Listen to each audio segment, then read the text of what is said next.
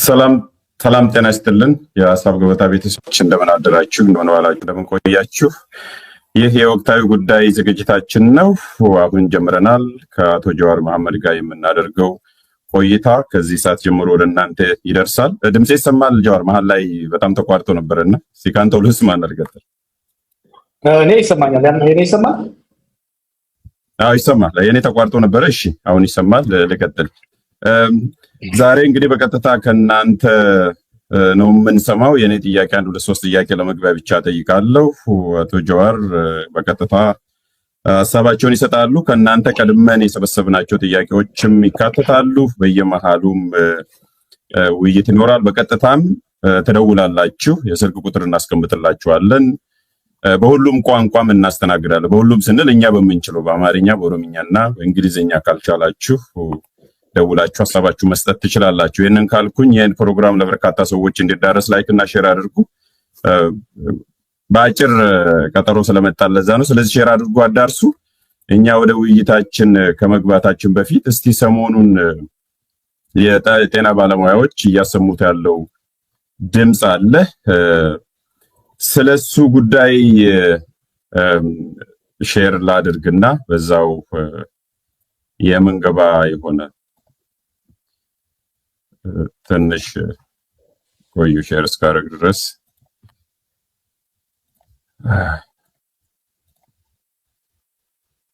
ኦኬ ሶ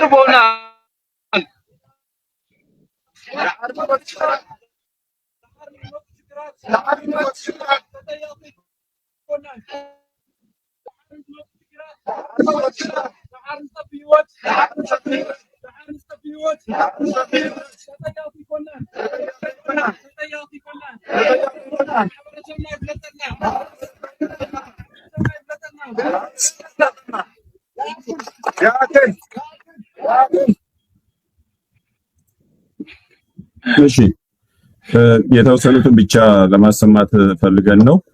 ጀዋር እንዲሁ ለመግቢያ እንዲሆነን ነው። ትንሽ ድምጽ የመቆራረጥ ስላጋጠመን እሱ ይቅርታ ጠይቃለሁ። ዞሮ ዞሮ በምስል አይታችኋል። ይህ ከኢትዮጵያ ጤና ባለሙያዎች የተሰማ ድምጽ ነው፣ ሮሮ ነው፣ ጥያቄ ነው። ጥያቄያችን ይመለስልን ብለው አርቲኩሌት አድርገው ከዛሬ ወር በፊትም እንዳጋራ አስታውሳለሁ። በመሀል ላይም አንተ ትንሽ ጠፈት ብለህ ነበረ፣ ተመልሰህ መጥተሃል። እስቲ የመጀመሪያውን ከአድማጭ ተመልካቾቻችን የመጣልን አስተያየት ብቻ አንድ ሁለት ሶስቱ ልንገርና በዛ እንድትጀምርልን ስለፈለኩ ነው። የመጀመሪያው ከደሞዝ ጋር የተያያዘ ነው። የመንግስት የሚያሰራን ልክ እንደ ዘመናዊ ባርነት ነው። ሲፈልግ ይከፍለናል፣ ከፈለገ ያዘገየዋል። ጥያቄ ስንጠይቅ ደግሞ ከፖለቲካ ጋር እያያያዘ ሰራተኞቹን እንኳን ለምሳሌ ዛሬ በዘውዲቱ ሆስፒታል የብልጽግና ፓርቲ ደጋፊዎችና የማይደግፉ ብሎ ለቦታ ከፍሎ ፖለቲካ እያደረገ ነው ያለው የሚል ነው። ሌላኛው ከዲዩቲ ጋር ተያይዞ ለረጅም ወራት አልተከፈለንም፣ ጥያቄ ስንጠይቅም መልስ አይሰጡንም፣ አልፎ አልፎም በጀት የለም ይሉናል። ብዙ ጊዜ መልሳችንንም ጥያቄያችንንም አይሰሙንም፣ መልስም አይሰጡም የሚልም አለ። ሌላው ደግሞ እናንተ ከማን ተለይታችሁ ነው የራሳችሁን ጥያቄ ብቻ የአድሬስ የምናደርገው? ችግር ካለም የሁሉም ችግር ነው፣ የእናንተ ችግር ከማንም አይብስም፣ አርፋችሁም ተቀመጡ የሚሉ ጥያቄዎችም አሉ። ከዛ ደግሞ የመጨረሻው የዲሌይንግ ታክቲክም አለ። ጊዜ ስጡን። እናንተም ቅድም አጋርታ አይቻለሁ። አንድ ትልቅ የመንግስት ባለስልጣን ጥያቄያችሁ ተገቢ ነው፣ ግን ጊዜ ስጡንና እንድነጋገርበት የሚልም ነገር ተሰምቷል። እነኝን እንደ መግቢያ ሰብሰብ አድርጌ ነው የተጠቀምኩትና አቶ ጀዋርን ይሄ ጉዳይ ለምን አገባው? ምን ያገባዋል? ምን ይመለከተዋል? ከዛ ብንጀምር ጥሩ ነው። ለምን ይሄን ጉዳይ ሲሪየስሊ ያስከው? ለምን ተከታተልከው? ለምን እንዳረከው? ያ ሀሳብ በተደጋጋሚ ከመንግስት ደጋፊዎች ሊቀርብ አይቼዋለሁ። የማደናገሪያ ወይም ደግሞ ስላልገባቸው ነው። ብዙ ምክንያቱም መደርደር ይቻላል። ከነሱ ውስጥ አንዱ እንደ ፖለቲከኛ እንደ ፖለቲካ አመራር በሀገር ዜጎች የሚነሳ ጥያቄ የሀገር ዜጎች ሮሮ ማሰማት ኃላፊነቴ ነው። ኢትስ ማይ ጆብ ዲስክሪፕሽን። የጤና ባለሙያዎች፣ ሾፌሮች፣ ገበሬ፣ ነጋዴ፣ ማንኛውም ማህበረሰብ የሚያነሳውን ሮሮ እየደረሰበት ያለውን ችግር ድምፅ ሆኖ ከፍ ማድረግ፣ መቃወም፣ አጋርነት ማሳየት ኃላፊነቴ ነው። አለበለዚያማ I cannot be a politician. It's my job as a politician. ያ ግልጽ ሊሆን ይገባል። ሁለተኛው በተለይ ደግሞ ከጤና ባለሙያዎች ጋር ተያይዞ የሚመጣው ነገር እንደ ዜጋ እንደ ወንድም አሁን ደግሞ እንደ አባት ይመለከተኛል። ሞገስ እነዚህ ጤና ባለሙያዎች እኮ ምን አይነት ሰዎች ነበሩ? በትምህርት ቤት እኮ ከኛ ጋር ሲማሩ ቆቅ ሲባሉ የነበሩ ከአጠቃላይ ከአንድ እስከ 3 ሲወጡ የነበሩ በተፈጥሮ ብሩህ አእምሮ ያላቸው በከፍተኛ ደረጃ የሚሰሩ ጠንካራ ተማሪዎች የነበሩ ልጆች ናቸው። ዝም ብሎ ማንም ሰው ሐኪም አይሆንም እና ቤተሰብ እኛም ሆነ ልጆች ሆነን በዓለም ላይ ተዘዋውሬ በሄድኩበት አካባቢ ልጄ ሲያድግ ዶክተር እንዲሆንልኝ ነው የምመኘው፣ ሐኪም እንዲሆንልኝ ነው የምመኘው፣ ዶክተር እንዲሆንልኝ ነው የምመኘው የሚል የቤተሰብ ምኞት ነው። it is the aspiration and dream of parents። እኔ እንደ 3 ልጆች አባት my aspiration as well የኔ ልጆች በትምህርታቸው ኤክሴል አድርገው ፕሮፌሽናሊ የገቢ ገንዘብ ብቻ አይደለም ከፍተኛ ክብርና ስም ያለው ሙያ እንዲኖራቸው ነው ፈልገው። ስለዚህ የሀገራችን ሐኪሞች የሀገራችን ቤስት ኤንድ ብራይትስት የሀገራችን የምጡቅ አእምሮ ባለቤቶችና በከፍተኛ ደረጃ ተክተው የሚሰሩ ተማሪዎች ለ20 እና ከዛ በላይ ዓመታት በትምህርት ቤት ቆይተው በየደረጃው አንደኛ፣ ሁለተኛ፣ ሶስተኛ እየወጡ እንቅልፋተው እዚህ ደረጃ ከደረሱ በኋላ ሲዋረዱ ሲናቁ ሳይ የልጆችንም የወደፊት ሞራል የሚጎዳ ስለሆነ ይሄንን በመታገል እንደ ቤተሰብም የሚመለከተኝ ነው። በያ ደረጃ ደግሞ የፖሊሲ ጉዳይ በዓለማችን ላይ የጤና ጉዳይ ሄልዝ ኬር የፖሊሲ ዋናው መከራከሪያ ጉዳይ ነው። ሀገራችን ውስጥ የፖለቲካው መበለሻሸቱ ስለበዛና የመገዳደልና የአምባገነን ፖለቲካ ስለበዛ እንጂ ለአንድ ሀገር የፖለቲካ ክርክርና ንትርክና የፖሊሲ ክርክር ዋና ከሚባሉ ነገሮች ውስጥ አንዱ የጤና ጉዳይ። በተለያዩ ሀገሮች ስታይ የፖለቲካ ፓርቲዎች የሚወዳደሩት በጤና ላይ ባላቸው ፖሊሲ ነው። ምክንያቱም ጤና ማለት እያንዳንዱ ቤተሰብ ጉዳይ ነው። ጤና ማለት እድሜ የማይገድበው ገቢ የማይገድበው ወሳኝ የሆነ የፐብሊክ ፖሊሲ ጉዳይ ነው። ስለዚህ እንደ አንድ የፖለቲካ አመራርና እንደ አንድ ፖለቲከኛ በጤና ጉዳይ ላይ ሐሳቤን የማልሰጥ ከሆነ በስራዬ ሰነፍ ያለው ስራዬን እየሰራሁ አይደለም ማለት ነው። ይሄ ነው ለምን ነው ሰዎቹ የመንግስት ሰዎች የሚያነሱት በተለይ ከላይ ያሉት ሳይቁት ቀርተው አይደለም። ጉዳዩ በጣም አንገብጋቢ እንደሆነ ጥያቄው ቅቡልነት ያለው ሌጂቲሜት በመሆኑና እንደኔ ያለን ሰዎች ደግሞ ባለን ተሰሚነት ባለን ሚዲያና ሚዲየም ሰፋ አድርገን የምናቀርበው ከሆነ ድምጹን የምናጎላ ከሆነ ጫናው ይበረታል ብሎ ስለሚያስቡ ነው። በጣም ጥሩ። ምናልባት ቅድም ያሳየነው ቪዲዮ አንተ ስላጋራን ብቻ አይደለም በሜንስትሪም ሚዲያ አሁን ቅድም በዶች ቬሌ ላይ ነው አማሪክ ላይ ነው ሲተላለፍ የነበረው። እሱ ነው አንተ ስትናገር ሳሳይም የነበረው። ሰዎቹም እንዲያውቁት ጥያቄያቸውን አርቲኩሌት ያደረጉት ራሳቸው ናቸው። ሜሴጅም ልከውልናል። ጥያቄዎቻቸውም የሚታወቁ ናቸው ያደሩም ናቸውና ይሄም በደንብ ግልጽ መሆንም ስላለበት ነው። ከዛ ውጪ የተወሰኑ ኮሜንቶችና አስተያየቶችም እየተሰጡ ነው። እሱን አድሬስ አድርገን እንድንመለስ ፈልጋለሁ። የተወሰኑ ፎቶዎችን ላሳይና አንተ ገጽ ላይም አንዳንድ ቦታ ላይም እየተከተልኩ ያየዋቸው ነገሮች አሉና ልክ ለጥፋ 10 ሰከንድም ሳይሆን ለምሳሌ ይሄንን እንያቸው። ምን ይላል? የተከበረውን የሕክምና ሙያን ለፖለቲካ ሸቀጥ እና ንግድ አሳልፎ እየሰጡ ያሉ አንዳንድ ህሊና ቢስ የጋውን ቁማርተኞች በቃችሁ ሊባሉ ይገባል ይላልና ቀጥታ ከጀዋር መሐመድ ትዕዛዝ በመቀበል እና የሕክምና ሙያን ለፖለቲካ ትርፍ ማግኛ ለማድረግ አመጽ ለመቀስቀስ የሚሞክሩ አሉ የሚል አንድ ነገር አይቻለሁ። ይሄ አንድ ብቻ አይደለም፣ ፓተርን አለ፣ የቶኪንግ ፖይንት የሚያስመስል ነገርም ሌሎችም አሉ። ለምሳሌ ይሄንንም እኔ አንድ ላይ እንድትመልሰው። ይሄ ምን ይላል? የተከበረው ሙያ ለፖለቲካ ንግድ ይላል። ይሄም ራሱ ተመሳሳይ ይቀጥላል። አንድ እንደገና ሶስተኛ ሊጨምርልን። ይሄኛው እንደገና ደግሞ ይሄም እንደዚሁ በተመሳሳይ ይሄም እንደምታየው ጽንፈኝነት ይውደም ይላል። የጤና ባለሙያ ጥያቄና ጽንፈኝነትስ ምን አገናኘው? ይሄ ሶስተኛው ጽንፈኝነት ይውደም ይልና ያንተ ፎቶና ከዛ በኋላ የተከበረውን የጤና ሙያ ለፖለቲካ ንግድ ማድረግ ይብቃ፣ ጽንፈኝነት ይውደም ይላል እና እነኚህ እንደማሳያ ነው የወሰድኩትና ምንድነው መልእክቶቹ? ከጽንፈኝነት ጋር ምን አገናኘው? ከፖለቲካ ንግድ ጋር እንዴት አድርገው ነው ያያያዙት? ጀዋር ምንድነው መልእክቱስ?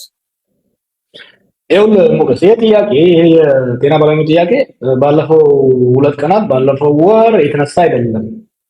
ወደኋላ ልውሰድህ። አብይ ወደ ስልጣን እንደመጣ አካባቢ ይሄ ጥያቄ በጣም ከዛ በፊትም ራሱ በኢህአዴግ ጊዜም ሲነሳ የነበረና አብይ ወደ ስልጣን ከመጣ ወዲህ የጤና ባለሙያዎችን ሰብስቦ ውይይት ሲያካሂድ ትዝ ይልሃል። የጤና ባለሙያዎች የአስተዳደራዊ በደል፣ የክፍያ ማነስ፣ ሌሎች ጥያቄዎችን አንስተው ሮሯቸውን ማሰማት ከጀመሩ ውለው አድረዋል። ለአመታት ቆይተዋል። ምናልባት ባለፉት 7 ዓመታት ሳያቋርጥ ሲነሳ የነበረ ጥያቄ ኮንሲስተንትሊ ሰስቴነብል በሆነ መልኩ ሲነሳ የነበረ ጥያቄ ኢትዮጵያ ውስጥ ካለ የጤና ባለሙያዎች ጉዳይ ይመስለኛል። ኢትኖ ፌር የጊዜያዊ ፖለቲካ ምናምን የሚባለው ነገር ኢትኖ ፌር የዛ ጊዜ ተሰብስቦ የተገባላቸው ቃል ነበር። አሁንም ጥያቄያቸውን አርቲኩሌት ያለ ሐኪም አይደለም። የሐኪሞችን ሮሮ ማሰማት ግን እንደ ፖለቲከኛም እንደ ዜጋም ኃላፊነት ስላለብኝ ነው። ሌሎችም እንደዛ እያደረግን ነው። ይሄን ጥያቄ አንስተው አርቲኩሌት ያደረጉት የጤና ባለሙያዎች ናቸው። የዛሬ ወር አካባቢ ገና ይሄ ነገር ሲነሳ ተሰሚነት እንዲያገኝ ልናጎላላቸው ሞክረን ነበር። በመካከል ደግሞ የሆነ ድርድር ንግግር አለ ስለተባለ ያለ አለመረበክና ምናልባት ቀላል ነገር አይደለም። እነኚህ ባለሙያዎች ወደ ኋላ ላይ የምንወያየው ይሆናል። እነኚህ ባለሙያዎች ወደ ስራ ማቆም አድማ ከሄዱ የሚመጣው በመንግስትና በተለያዩ ጉዳዮች ላይ የሚመጣው ጫና ቀላል ነገር አይሆንም። ወደዛ እንዳይሄድ ምናልባት ተደራድረው መነጋገር ከቻሉ እስቲ የጥሞና ጊዜ ይሰጣቸው በሚል ረጋ አድርገው ነበር። አሁን ግን ወደ ማስፈራሪያ ለማፈን የተለያየ እርምጃ መውሰድ ሲጀምሩ ነው ማስተጋባት ጀመረው። በነገራችን ላይ ይሄ ኦፊሻሊ እየቀረበ ያለ እኮ ነው። የኢትዮጵያ የጤና ባለሙያዎች ማህበር በህግ ተቋቁሞ ሀገር ውስጥ ያለው በግልጽ እኮ እየመራው ያለና እያስተጋባው ያለው ጉዳይ ነው። እኛ እንደ ዜጎች እንደ ፖለቲካ አመራሮች ባለን ተሰሚነት ባለን ሚዲያ ተጽዕኖአቸውን ጥያቄያቸውን እንዲጎላ የማድረግ ስራ ነው እየሰራ ያለ ነው። let's go back something weird አየህ፣ ሀፍረተ ቢስ መሆናቸው እነኚህ የመንግስት ሰዎች። ወደ ትምህርት ቤት እንመለስ። ሃይ ስኩል ሐኪም የሆኑት እነማን ናቸው? ዛሬ ካቢኔ የሆኑት እነማን ናቸው? ኦኬ፣ ሐኪም የሆኑት እነማን ናቸው? ዛሬ ደግሞ ካድሬ ሆነው ጽንፈኛ ምናምን እያሉ ሐኪሞቹን የሚሰሩት እነማን ናቸው? ሐኪሞቹ እነማን ናቸው? ያኔ ከአጠቃላይ ከ1 እስከ 3 የሚወጡ ልዩ የአእምሮ ተፈጥሮ ተሰጥኦ ያላቸው hard working የሆኑ they were the brightest and the most hard working የነበሩ ልጆች ናቸው። ማይንድ ዛሬ ወረዳ አስተዳዳሪ ሚኒስትር ዴታ እየተባለ የተደረደረው ግን ማን ነው? ከዘጠነኛ ጨኮ ሲፎርፍ የነበረ ማትሪክ ላይ ሲና ዲ የደረደረ ሰነፍ ደደብ የነበረ ተማሪ እኮ ነው። ይሄ እኮ ነው ዛሬ ሳያፍር ማይንድ እነኛ ሐኪሞች ያን መሰለ አይምሮ ይኖሯቸው ለ20 ምናምን ዓመት ሌት ተቀን አጥንተው ሰርተው ዶክተር ሆነው ወጣው 10,000 ብር በሚያገኙበት ካድሬ ግን ቅድም ጠይቄ ነበር ጥያቄ ምን ያህል ነው ይሄ የወረዳና የከተማ አስተዳደር ላይ ያሉትን ታዋቸው ስንት ነው የሚያገኙት? ከ15,000 እስከ 20,000 ኦፊሻል ደሞዝ ያገኛሉ። በድርጎ በጥቅማ ጥቅም በቤት ተብለው ሌላ ከ20,000 እስከ 30,000 ያገኛሉ። ከ40,000 እስከ 50,000 ያገኛሉ። ኦፊሻሊ ጉቦና ሙስናው ሳይጨምር ኦፊሻሊ ከ40,000 እስከ 50,000 የሚያገኘው ከዘጠነኛ ጨ ሲፎርድ የነበረ ሰነፍ ደደብ ተባለ። እሱ ነው የሀገሪቷን ቤስት ብራይተስት ዶክተሮች። let's be very clear ይሄ እንትን ነገር ዶክተር የሚሆኑ ልጆች ከሀገራችን ወጣቶች ውስጥ 0.1% የሚሆኑት ናቸው እኮ። ኦኬ they are the brighter, they are the best። እነዚህን ነው ትላንትና ካጠገባቸው ሲፎርሽ የነበረ አንድ ቀን ሳያላጠና በፓርቲ መዋቅር እየተንጠለጠለ መጥቶ እሱ ቪላ ውስጥ ይኖራል፣ ቪኤት ይነዳል።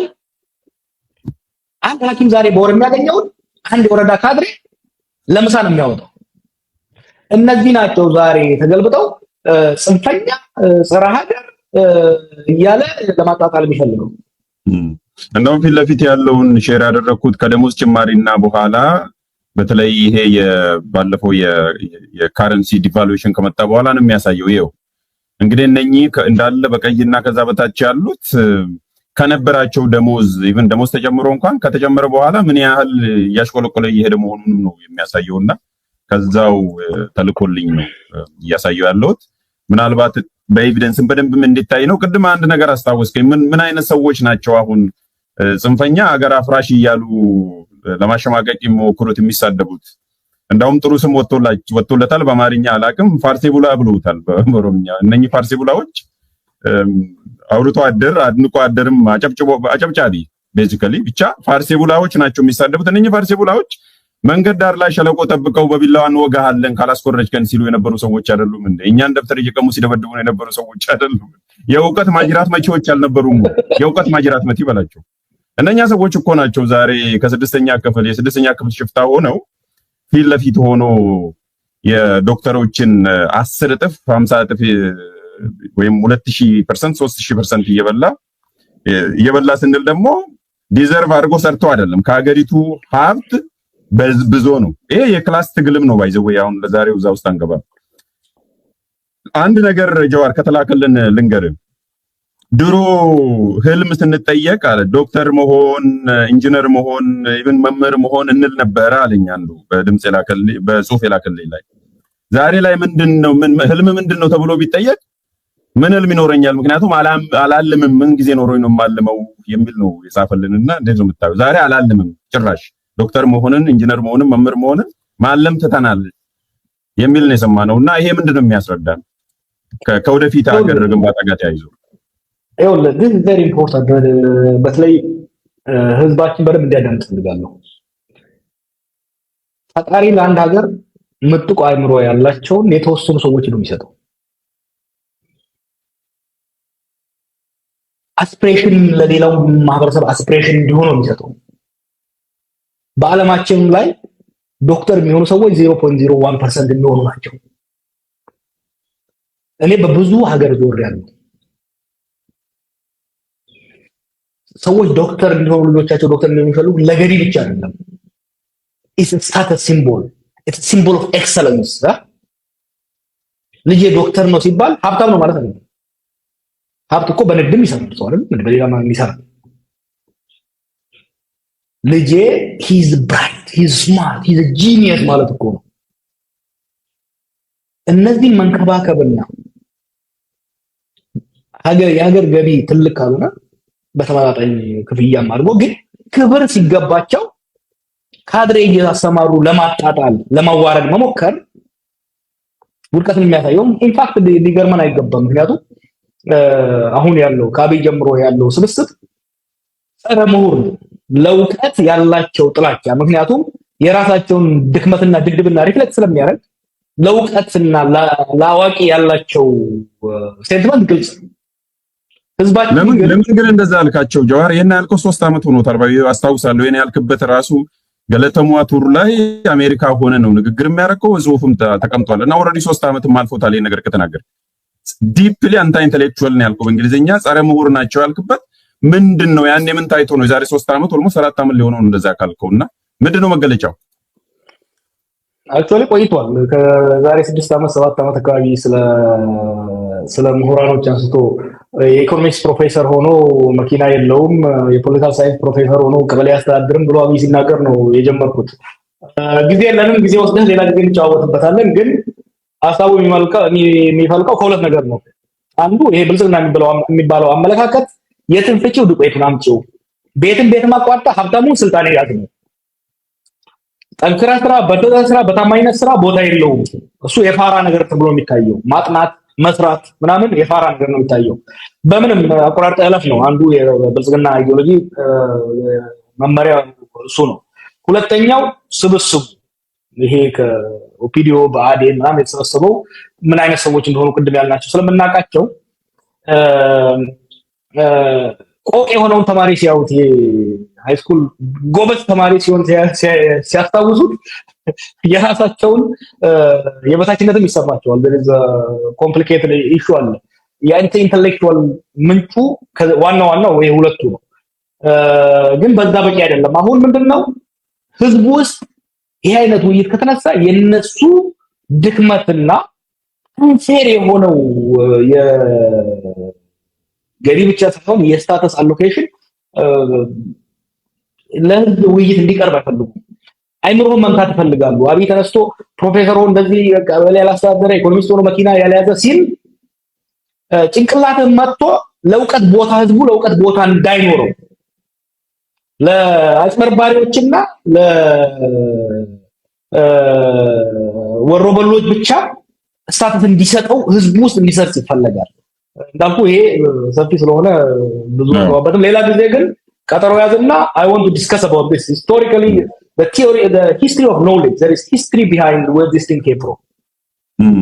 በጣም ወሳኝ ስለሆነ ነው። ከዚህ በፊትም ቀድሜ ስከታተለው ስለነበረ ነው።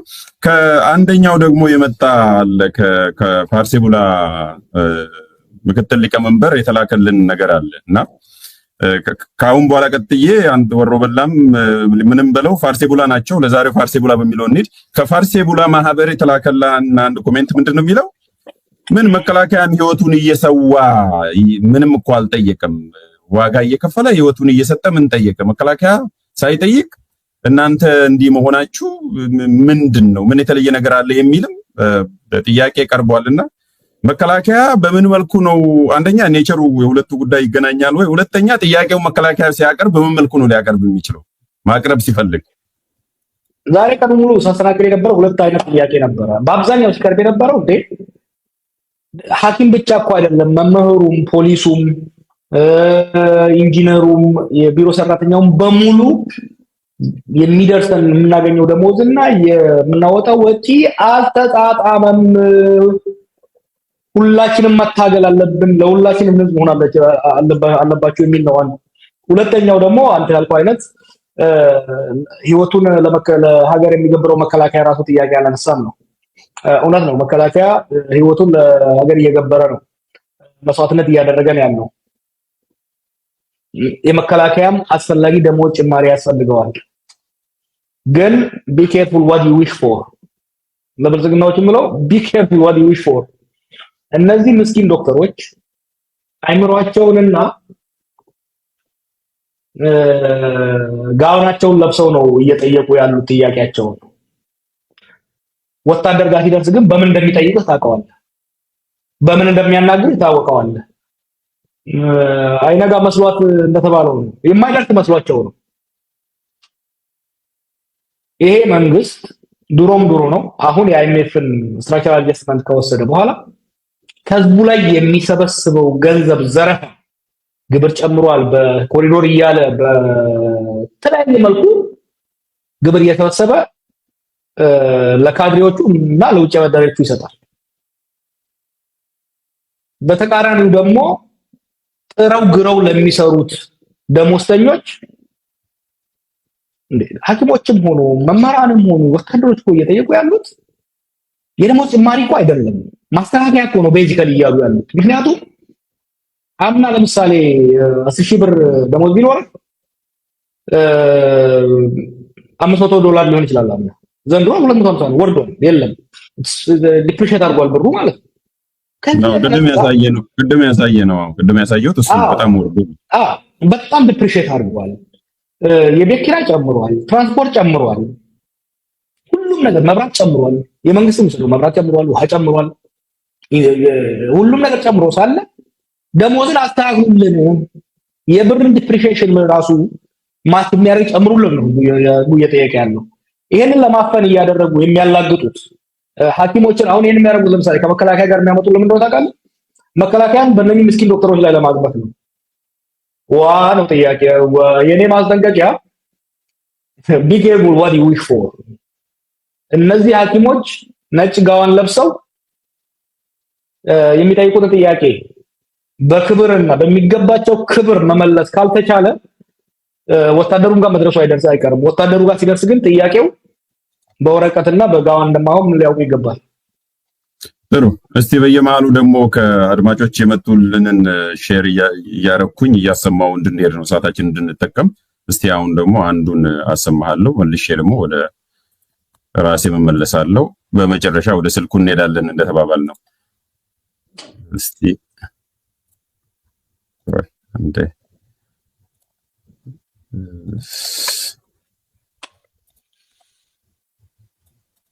ድምጽ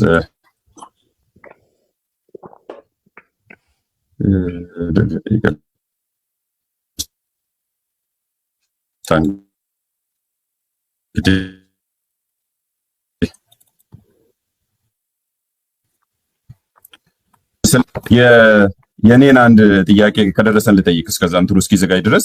ሁለተኛ ለምን በችርቻሮ ቅድም አንተ ራሱ ጀምረው ነበር ከተሰማ ለምን በችርቻሮ በዚህ አካሄድ አሁን የያዝከው አካሄድ ያዋጣል ወይ እንደ ስትራቴጂም? ሁለተኛ በጋራ መልስ ካላገኘ የመምህሩም የሁሉም በጋራ መልስ ካላገኘ ከታች ያሉትን አንደኛ የዶክተሮቹ ለብቻ ችግሩም ራሱ ከላይ ያሉት አመራሮች ብዙ ጊዜ መልስ የማያገኙበት ብሎ አንዱ በእንትን መላከል ምን ያለው አንድ ጥቂቶች አምስት የማይሞሉት ከላይ ጥሩ ኑሮ ስለሚኖሩ ከታች ያሉ ዶክተሮች ጥያቄ ሲጠይቁ ምንም አይመልሱም። ይሄ ስትራቴጂ ከላይ ካልተጀመረ ያዋጣል ወይ የሚል ነው። ሁለተኛ ለምን በችርቻሮ እንሄዳለን በጋራ ለምን አይሆንም የሚል ነው። እነሱን ሄድበትና ያኛውን እናመጣለሁ። እስከዛ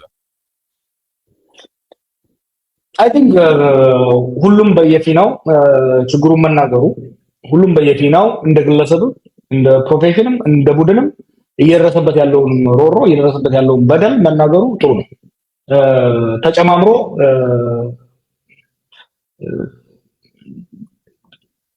ተጨማምሮ ወንዙን ይሞላዋል፣ ኩሬውን ይሞላዋል። ችግር የለውም። እሱ እየተደመረ ነው እየመጣ ነው። እንደምታየው የሐኪሞቹ ጥያቄ የቀየ ነው። ቅድም እንዳልኩ ነባር ነው።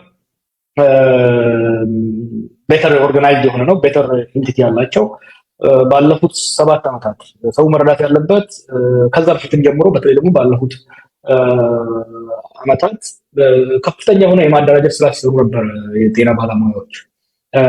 ዝም ብሎ አሁን ሰዎች እንደሚያዩት ስፖራዲክ የሆነ 3-4 ሐኪሞች አንድ ሆስፒታል ላይ የሚያደርጉት አይደለም። they have been organizing for a while። ይሄ ደግሞ actually a sign of the maturing of activism ኢትዮጵያ ውስጥ ድሮ እንደምናደርገው ሁሉም ጅምላ ብቻ ሳይሆን በየሴክተሩ ሰው መብቱን እንደ ግለሰብም እንደ ቡድንም መብቱን ለማስከበር እየተደራጀ መሆኑ ለዲሞክራሲ የሚደረገው ለመብቶች የሚደረገው ትግል ማቹር እያደረገ እየበሰለ ስር እየሰደደ ለመሆኑ ማሳያ ነው። ኦፍ ኮርስ ቀደም ብሎ የመጣው ይሄ ነው። ግን እንደምታየው መመራሮች በስፋት እያደራጁ ነው፣ እየተንቀሳቀሱ ነው። ሌላውም የማህበረሰቡ አካል እየመጣ ነው። ባይሸወዱ ዶሚኖ ኢፌክት አለው እንዲህ አይነት ነገር። የህዝባዊ ትግል በተለይ የመብት ትግል ሲነሳ ሁሌም አነስ ካለ ተወሰኑ ግለሰቦች ወይም ከተወሰኑ የማህበረሰብ ክፍሎች ነው የሚነሳው። እየሰፋ ነው የሚሄደው። ያንን መስፋትንና መቀጠሉ የሚወስነው የመንግስት እርምጃ ነው። አሁን እያየነው ያለነው ለማፈን መጀመሪያ ኢግኖር ነው ለማድረግ የፈለጉት። አይተህ እንደሆነ ላለፉት 1 ወር ተኩል ይሄ ጥያቄ ሲቀርብ ኢግኖር ለማድረግ እውቅና ላለመስጠት ሲሞክሩ ነበር። ቀኑ እየተቃረበ ሄደ ቁጥር ደግሞ አዎ ጥያቄውን ሰምተናል፣ ጥናት እያደረግን ነው፣ በጊዜ ይመለሳል የሚል ነገር እያነሱ ነው ያሉት። ዛሬ ደግሞ እንደምታየው ዛሬና ትናንት ዋና ብለው የሚያስባቸው ወይም ደግሞ በተቋማቸውን በግልጽ በሶሻል ሚዲያ ያሳወቁ ሐኪሞችን የማሰር የማዋከብ የማስፈራራት ስራ እየሰሩ ነው። this will backfire። ምክንያቱም ህዝብን እንደ ሳር ተወሰድከው እንደ ሰንበሌጥ ተወሰድከው። የህዝብ ሮሮ ማለት ሰንበሌጡ ዳርቋል ማለት ነው። አንድ ትንሽዬ የሰንበሌጥ ማሳ ትንሽዬ ካለች ያንን የሐኪሞች ሰፈርን ማለት እዛ አካባቢ ላይ ትንሽ እሳት መቀጣጠል ሲጀምር ያን እሳት አመታዋለሁ ብለህ ካረከው ተፈናግሮ ዋናው የተለያዩ ፕሮፌሽን ያለበት ሰንበሌጥ ውስጥ ነው የሚገባው እና አይ ካን ሲ ኢት ካሚንግ። ምክንያቱም አልተማሩም፣ ከዚህ በፊትም ከነበሩት አልተማሩም። አክቹአሊ በብዙ መልኩ አሁን ያሉት አመራሮች ለሙስና ያላቸው ፍጥነት ይነው ሞገዝ እኮ አንዳንዴ ነኝ ፓስቡላ የምትላቸው ሰዎች የሚጽፉት እኮ ውሸታቸው እኮ አይደለም። የኢትዮጵያ ሕዝብ ያለበትን ችግር የኑሮ ውድነት እኮ they really don't understand። ምክንያቱም የወረዳ አስተዳዳሪ ለመሆን እኮ ዛሬ የሆነ በተለይ ትንሽ የሚበላበት ቦታ ነው። አውራ ጎዳና ላይ ዋና ጎዳና ላይ ያለ ወረዳ አስተዳዳሪ ወይ ከተማ አስተዳዳሪ እዛ እና ሰፈር ሄድና ምናምን ለመሆን እኮ 1 ሚሊዮን ብር ጉቦ ከፍለህ ነው ወደ ላይ 1 ሚሊዮን ከነጋዴ ወይ ከዘመድ ትበደርና ጉቦ ትከፍላለህ። ከዛ በኋላ ያቺን 1 ሚሊዮን በአንድ ወር ሰርተህ ትመልሳለህ። ዶክተር ከሌ የሚያገኘዋትን 10,000 ብር አንተ ለምሳ ነው የምትከፍላት። You are not a victim of the cost of living because you are not living with the people. ህዝቡ የሚኖርበትን ኑሮ አይረዱትም because እነሱን አፌክት አያደርጋቸውም። አየህ፣ ለዚህ ነው በጣም አቅልለውት የሚያዩት። ይህ ደግሞ ካታስትሮፊክ ሚስቴክ ሊያሰራቸው ነው እየሄደ ያለው። ኮሜንት ከሚያደርጉት በነገራችን ላይ ይሄ ከታች ያሉት ካድሬዎች ብቻ አይደሉም ይሄን ፖስት የሚያደርጉት። መጀመሪያ በብልጽግና ማዕከላዊ ብልጽግና አንድ 10 ምናምን ልጆች ሰዎች ያሉበት አብይ ጨምሮ ያሉበት ተዋይቶ አቅጣጫ ያስቀምጣል። ከዛ በኋላ believe it or not እነዚህ እኔ ፖስት ማድረገው ላይ የሚጻፉ ኮሜንቶች ከላይ የሚመጡ ናቸው። ይሄን ቡክ ቱርስ ጀምር የተናገርኩት ነገር አለ። ስለነኚህ ሰዎች የሚያስፈራኝ ማዋሸታቸው ብቻ ሳይሆን ውሸታቸው ማመናቸው ነው። እና አሁንም እነዚህን ሀክሞች ለማፈን የሚሄዱ ከሆነ ወደሚቀጥለው የማህበረሰብ ክፍል መስፋፋቱ የሚቀር አይመስለኝም። በጣም ጥሩ። ከዛው ጋር ተያይዞ አንድ ጥያቄ ልጠይቅ ጀዋር። ከዚህ በፊት ባደረከው ቃለ ምልልስ ሁኔታው ገና አልበሰለም ብለህ ነበር። ከዚህ በላይ እስከመቼ ከመብሰልም አልፎ ይኸው አሯል አይደለ ወይ የሚል ጥያቄ ተጠይቃለህ። ተገቢ ይሆን አሁን ካነሳው ጋር ፊሊት ከሚን ከምትለው ጋር አልበሰለም ወይ? አሁን እየበሰለ ነው፣ ግን ጥንቃቄ ያስፈልጋል። ምክንያቱም ወልቂጤ ብልሽ ወይ እየተጠነቀቅ መሄድ አለብን። ሌላው ሲበስል እኛ አረርን እያሉ ነው አንዳንዶች። እየበሰለ ያለውንም ውሃውን ትንሽ እያርከፈከምን ማረጋጋት፣ ትንሽ ቶሎ ያልበሰለውም ቶሎ እንዲበስል ማድረግ አስፈላጊ ነው፣ ተመጣጥኖ እንዲሄድ። ስለዚህ አሁን እየበሰለ ነው። ለማብሰል ግን አብዛኛው አስፈላጊው ማገዶ እየሰጠ ያለው ማንዶ ታውቃለህ፣ ብልጽግና ራሱ። አሁን ቅድም መጀመሪያ ላይ ያነሳው ጥያቄ የጽንፈኞች ተቃዋሚዎች ምናምኖች የፖለቲካ መጠቀሚያ ያደረጉት ይላሉ። ጎሉ ፊት ለፊት በሁለት እጁ ኳሷን እያንቦጫረቀ መጠን ስናስገባበት ማልቀስ ይሆናል እንዴ? You know, look at this. How dumb they are. ምን ማለት ነው? ስማ፣ የሐኪሞቹ ያነሱት የጤና ባለሙያዎቹ ያነሱት ጥያቄ it's very simple። ከመንግስትና ከሀገር አቅም በላይ አይደለም። ደብል ቢያደርጉ አሁን ሐኪሞቹ የሚጠይቁትን ደሞዝ ደብል ቢያደርጉ ከአሜሪካ በጀት ውስጥ 1% ብቻ ነው ጨምረው። ያንን ግን ይሄንን በየቦታው የሚገነቡትን በልጭልጭ ማንም ማይዝናናበትን መዝናኛ ከፍቱ ብቻ በግማሽ ቢቀንሱት አሁንም እንደ ሞገስ በ10 ቢሊዮን ዶላር ቤተ መንግስት እየሰሩ 10 ቢሊዮን ዶላር ማለት 1 ትሪሊየን ብር በላይ 1.5 ትሪሊየን ብር ነው። 1.5 ትሪሊየን ብር ነው። ከዛው ሰው ግማሹን ቢያጡት የእንና ሐኪም አስደስተው ማረጋጋት ይችላሉ። ለራሳቸው ንቃት እኮ ነው። ንቃት ሁሌ ያዛ ከወያኔ ዘመን ጀምሮ አደም ብለው ነገር አለ። መንግስታትን ለውድቀት የሚያደርሰው የሁለት ነገር መገጣጠም ነው። ኢግኖራንስ ኤንድ አሮጋንስ። ስልጣን ደግሞ ይሄን ያመጣል። አለማወቅ፣ ኢግኖራንስ አለማወቅ ነው መሰለኝ። አለማወቅና ጥጋብ ድንቁርና እንለዋለን በአማርኛው። አዎ ምን ያደርጋል? ስልጣን ምቾትን ስለሚፈጥርልህ የኢንፎርሜሽን ሉፑን ስለሚያጠብብህ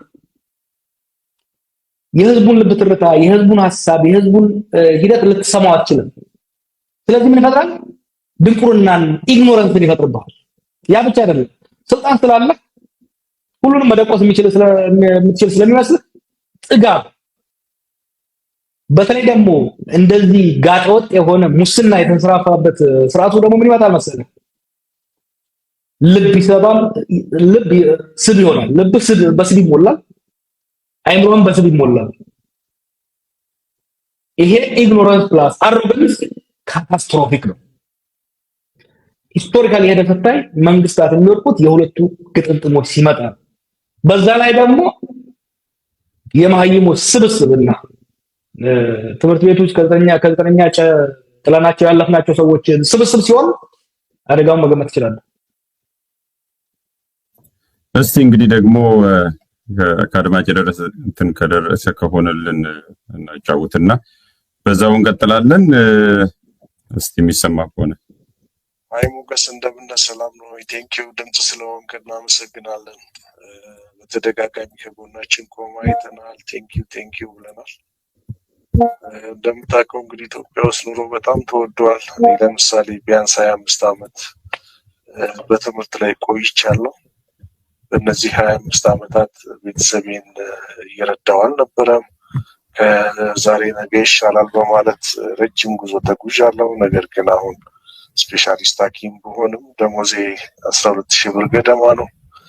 በ12,000 ብር አይደለም ሌላ ሰው ቤተሰብህን ለመርዳት ለራስን መኖር ከባድ የሆነበት ሰዓት ነው። እንግዲህ በትርፍ ሰዓት የምትከፈለን ክፍያም አለች። እሷ ክፍያ ደግሞ በትንሹ 6 ወር 7 ወር እነሱ ጋር ትቆያለች።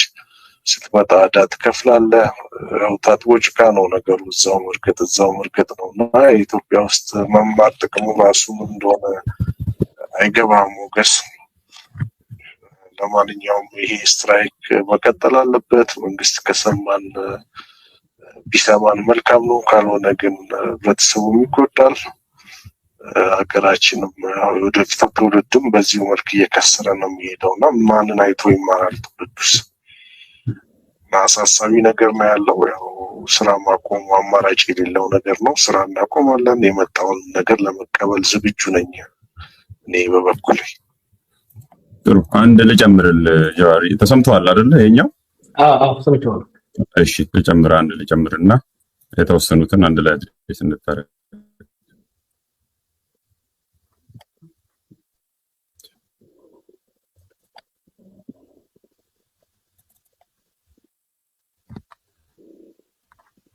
ተነስታክ እያደረገ ነው መሰለኝ። እስቲ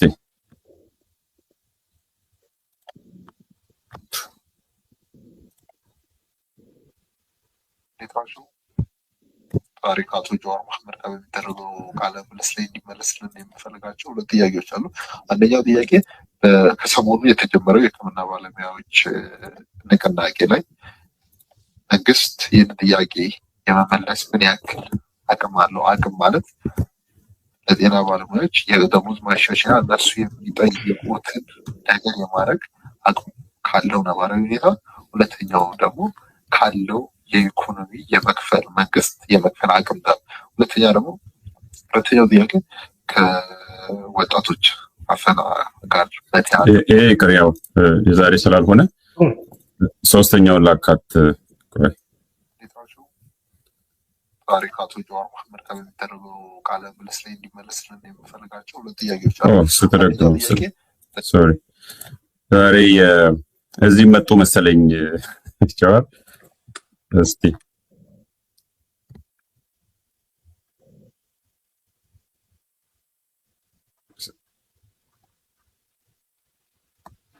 ሰላም እንዴት ናችሁ? ይሰማ የሀሳብ ገበታ ቤተሰቦች ጥያቄ የጤና ባለሙያዎች እና የመምህራንን በተመለከተ ከጀዋር ጋር ለሚደረገው ቃለ ምልልስ ጥያቄ ለማቅረብ ነበረ። ግን በአስተያየት ደረጃ ከዚህ በፊት የዩኒቨርሲቲ መምህራን ብዙ አይነት እንቅስቃሴ እናደርግ ነበር። እኔም በግሌ የዩኒቨርሲቲ መምህር ስለነበርኩኝ እናም በዩኒቨርሲቲ መምህራን ማህበር ውስጥም ኃላፊ ሆኜ አገልግያለሁ እና በተለያዩ ጊዜያቶች ጥያቄን እናነሳ ነበረ። የደሞዝ እና የተለያዩ ጥቅማ ጥቅሞች እንዲከበሩ የመምህሩ ህይወት በጣም አስቸጋሪ ሁኔታ ውስጥ እየገባ እንደሆነ ይታወቃል። ለዚህም በተደራጅተን ጥያቄዎችን ስናቀርብ ነበር። መንግስት ግን ይህንን ጥያቄ በየትኛውም አይነት ደረጃ ሊመልስ አልቻለም። እንዲያውም ጥያቄን በሰላማዊ መንገድ የምናቀርብበትን መንገድ ሁላ እስከ ማደናቀፍ እና መምህራን እስኪታሰሩ ድረስ የተደረገበት ሁኔታ አለ። የመምህራን ማህበር ኃላፊዎች የሆንን የታሰርንበት አጋጣሚ አለ። እንዲህ አይነት እንቅስቃሴዎችን ይሄ ከመምህራን ጋር ተያይዞ ነው የጠየቀው። ይሄን አድሬስ እናድርግና ወደ ቀጥታ እንሄዳለን። ሌሎቹም በኋላ ጨምርላለሁ። ሶስቱ ላይ አስተያየት። እሺ አይ ቲንክ መጀመሪያ የተናገረው ሐኪም ልብ የሚነካ ነው። ኢትዮጵያ ውስጥ የመማር ትርጉሙ ምንድን ነው የሚለው ጥያቄ አንዱ እኔ አንገብግቦኝ በዚህ ጉዳይ ላይ እንድሳተፍ ያደረገኝ አሁን ባሉት ሐኪሞች ላይ የሚኖረው ተጽዕኖ ብቻ ሳይሆን በሚቀጥለው ትውልድ ላይ የሚኖረው ኔጌቲቭ ተጽዕኖ ነው። ባለፈው የዛሬ ዓመት አካባቢ ኢትዮጵያ ሄጄ አንድ ዘመዴ መጣች። ልጅ አላት፣ ስማርት ወር ስቱደንት አስራ ክፍል አቋርጦ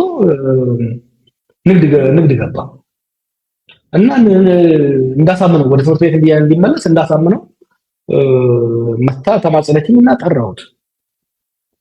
ጠርቼው ለምን ትምህርት ያቋረጥከው? አንተ በጣም ጎበዝ ልጅ እኮ ነህ፣ ጎበዝ ልጅ ነህ፣ ለምን ትምህርት ያቋረጥከው አልኩት። ለምን ነው የምማረው እኮ የተሻለ ኑሮ ለመኖር ነው። እና ከሌ ስም ጠርቶ ማቃቸው እና ከሌ አውርቆ ሐኪም ተምረው ዶክተር ሆነዋል፣ ተምረው ቢንጂነር ሆነዋል። ሌላ ስም ለዘሮ ይዛው ስፈር ልጅ ነው የማውቀው ጠርቶ እሱ ደግሞ ታውቀዋል ነበር ያኔ በትምህርት ቤት እየዘለለ ሲፎርሽ የነበረ ተማሪ እሱ ዛሬ የናጠጠ ሀብታም ሆኗል፣ ቤተሰቡን ይረዳል፣ ጥሩ ነው ይላል። እነኛ ቆቅዮን ጎበዝ ተማሪዎች ግን ሲታመሙ ራሱ እሱን ነው እርዳታ የሚጠይቁት። ማይንዱ ያ ሀብታም የሆነው ልጅ ነግዶ አይደለም። ያው መጀመሪያ እንትን ሆነ የሆነ ከተማ ከንቲባ ሆነ፣ ከዛ ሻቃቀለ ወጣ፣ አሁን ሀብታም ሆኗል ማለት ነው። እሱን አስኮብጁም ብሎ ሲያስቸግራቸው የነበሩ ሰዎች ሐኪሞች ኢንጂነሮች ሆነው ሲታመሙ እንኳን ሊሸፍን ስለማይችል ወጪያቸው ገቢያቸው ይሄን ሰው ነው የሚለምኑት። እና ይሄ ትንሽ ልጅ ይሄንን ኦብዘርቭ ያደርጋል። ሰው ቻሌንጅ ያደረገኝ ራሽናል ወደ አናግረኝ አለኝ። እኔ ከድሃ ቤተሰብ ነው የወጣሁት፣ ለእኔም እንዲያልፍልኝ ለቤተሰብ እንዲያልፍልኝ ነው ፈልገው። ስም አይደለም ታይትል፣ እኔ ዶክተር መባል ምን ዋጋ አለው ለኔ? እንደከሌ ቤትን ማቆራረጬ ጨለማ ያዝ ነው። ከዛ ለእናቴ ለቤተሰቦቼ ለራሴም ተርፋለሁ የሚል አብዛኛው ወጣት እኮ ዛሬ በትምህርት ላይ ተስፋ ቆርጦ ወይ በዚህ መንግስታዊ ስርቆት መንገድ ላይ እየተሰማራ ነው ያለው፣ አለበለዚያ ደግሞ ባህራን እያቋረጠ ኦሽን እያቋረጠ የአሳራት እየሆነ ነው ያለው። እና this has ramification እኔ ህዝባችን እንዲረዳ ፈልገው አሁን ያሉት ሐኪሞች ላይ አይደለም መሆን ያለበት። A society that does not respect, honor and cherish excellence is doomed to fail. በዓለም ላይ የተሳካላቸው ሀገሮችና ያልተሳካላቸው ሀገሮችን ብታነጻጽር የተሳካላቸው ሀገሮች ትምህርትን፣ ትጋትን፣ ታማኝነትን፣ hard work, excellence in your profession, in your academic life የተከተሉ ናቸው። ቻይኖች አሁን ቻይናና ኤዥያዎች በአጠቃላይ ዓለም ሊያስደምሙት እኮ አንዱ ሜሪቶክራሲ ሴንትራል ስላደረጉ ነው። ቻይና እኮ የፖለቲካል ፓርቲው አባል ለመሆን ከታች ጀምሮ ባለ ትምህርት ቶፕ መሆን ብቻ አይደለም፣ ከዛ በኋላ ፈተና ወስደህ ነው። ፖለቲካዊ ፈተና አይደለም ነው የምትወስደው፣ በዛ ፕሮፌሽን ፈተና ወስደህ እና የኤክሰለንስን ቸሪሽ የማያደርግ መንግስትና ህዝብ ካለ it's doomed። እንደኔ እነዚህ ሐኪሞች ሀገሪቷን እንዲያድኑ ህዝባችንን ይሄ ስርዓት ወደ መጥፎ መንገድ እየወሰደ ያለውን እንዲያድኑ የተላኩ ናቸው ብዬ ነው የማስበው። ሌላው ጥያቄ መንግስት የመመለስ አቅም አለው ወይ? የስ የመመለስ አቅም አለው። እንዴት? አንደኛ ኢኮኖሚውን የጎዳ ሁለት ነገር ነው ባለፈው 7 ዓመት። አንዱ ጦርነት ነው፣ ሁለተኛው ምርታማ ባልሆነው የኢኮኖሚ ዘርፍ ላይ የሀገርን ገንዘብ ማባከን ነው። መንግስት የሐኪሞችንም ሆኖ የሌላውን ሰራተኛ ደሞዝ ለማስተካከል ማድረግ ያለበት ገንዘብን በማይረባ ፓርክ ላይ፣ በሙዚየም ላይ፣ በቤተ መንግስት ላይ ማባከን ማቆም አለበት። ያንን ገንዘብ ወደ የሰራተኛውን ገቢ ለማስተካከል ከዛ ደግሞ ወደ ምርታማው ኢንዱስትሪ ማድረግ። ትልቁ አገሪቷን እየጎዳ ያለው የመንግስትን አቅም ያመናመነው ጦርነቱ።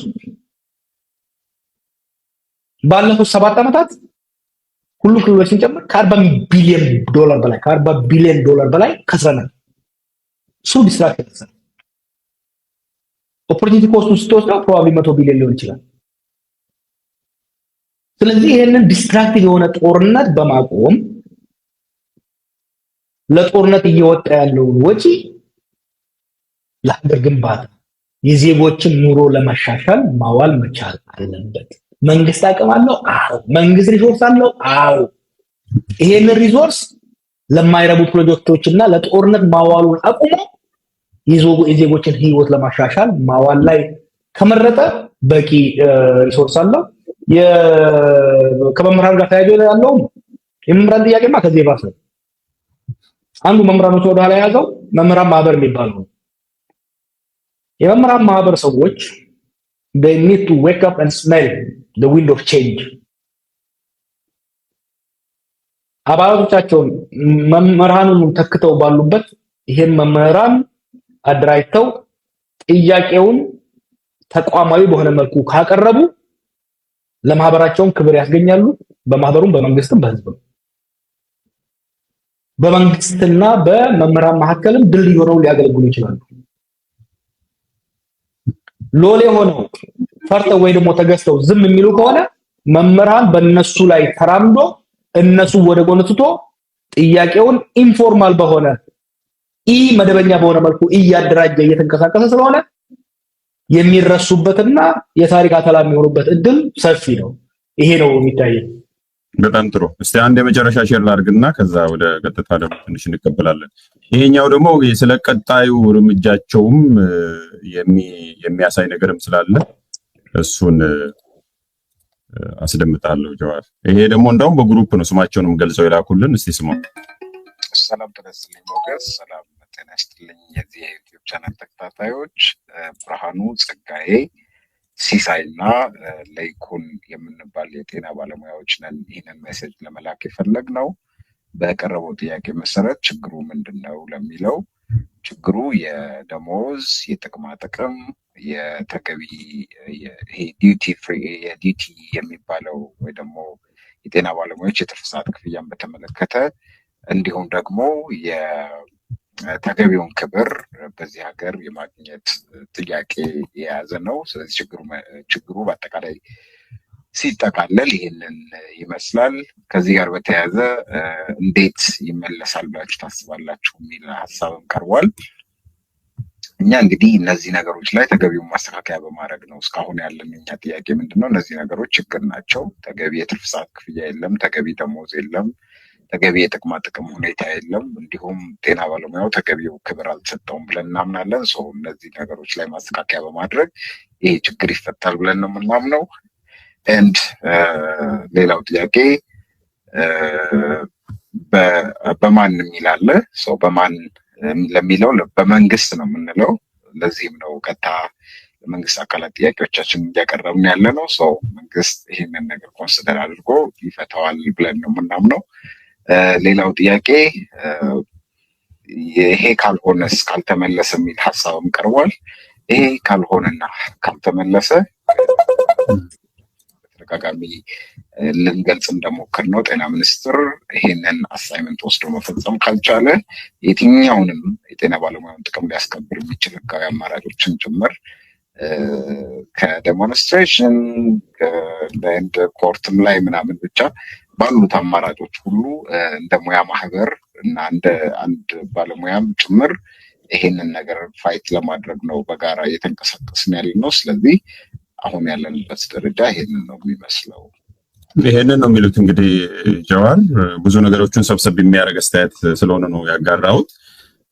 ከዚህ ጋር አያይዘ ስትረስ እንድታደርግ የምፈልገው አንደኛው ቅድም ስትናገር ያስታወስከኝ ነገር የጤና ባለሙያዎች ጥያቄ የችግሩ ምንጭ ነው ወይስ ምልክት ነው የሚለው ነገር መመለስ ስላለበት ነው። ነቅተው ነው ያለፈው። ሲምፕተም ነው ወይስ የችግሩ ምንጭ ነው? ሲጀመር የጤና ባለሙያዎች የጠየቁት ጥያቄ ራሱ ችግር ነው ወይ ምልክቶች አይደሉም ወይ የሚለው መመለስ አለበት። ስትረስ እንድታደርገው ነው። ሌላኛው ደግሞ ከዚህ ጋር ተያይዞ ሁኔታ ወዴት ያመራል የሚለውንም በእርግጥ በዚህኛው ኦዲዮም የተወሰነ ነገር ነካክቷል ከነሱ አንፃር። ግን በአጠቃላይ ይህ ሁኔታ አሁን ካልተያዘ መንግስትም እየሰጠው ያለው መልስ እና ዘመቻ ወዴት ሊያመራ ይችላል የሚለውን ነገርም ፈንጠቅ አድርገህ ወደ ቀጥታ ስልክ ሄደን በዛ እንዘጋለን።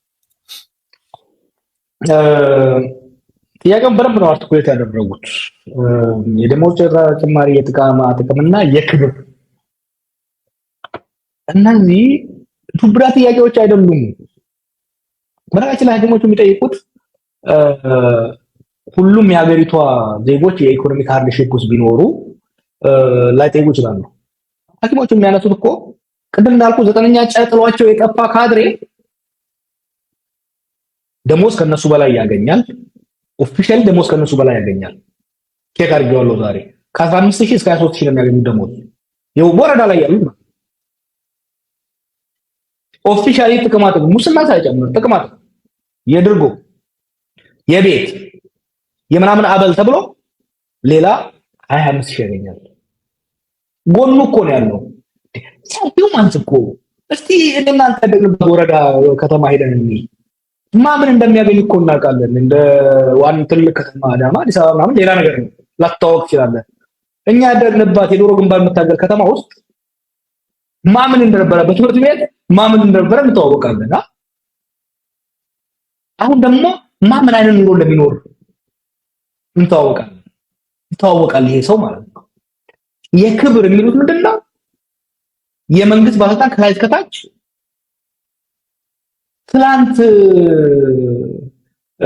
በርትተው ሲያጠኑ የነበሩ ልዩ አእምሮአዊ ተሰጥኦ ያላቸውን ሰዎች የማዋረድ፣ የማሳነስ፣ የመናቅ ከነሱ የተሻለ ኑሮ መኖር ብቻ ሳይሆን ከነሱ ጥረው ሳይጥሩ ሳይግሩ የሀገር ህዝብ የሀገር ንብረት እየዘረፉ የማይገባቸው ኑሮ መኖር አልፎ የማጣጣል፣ የማዋረድ፣ የመሳደብ፣ የማሰር፣ የመደብደብ ሂደት ክብር አልተሰጠንም።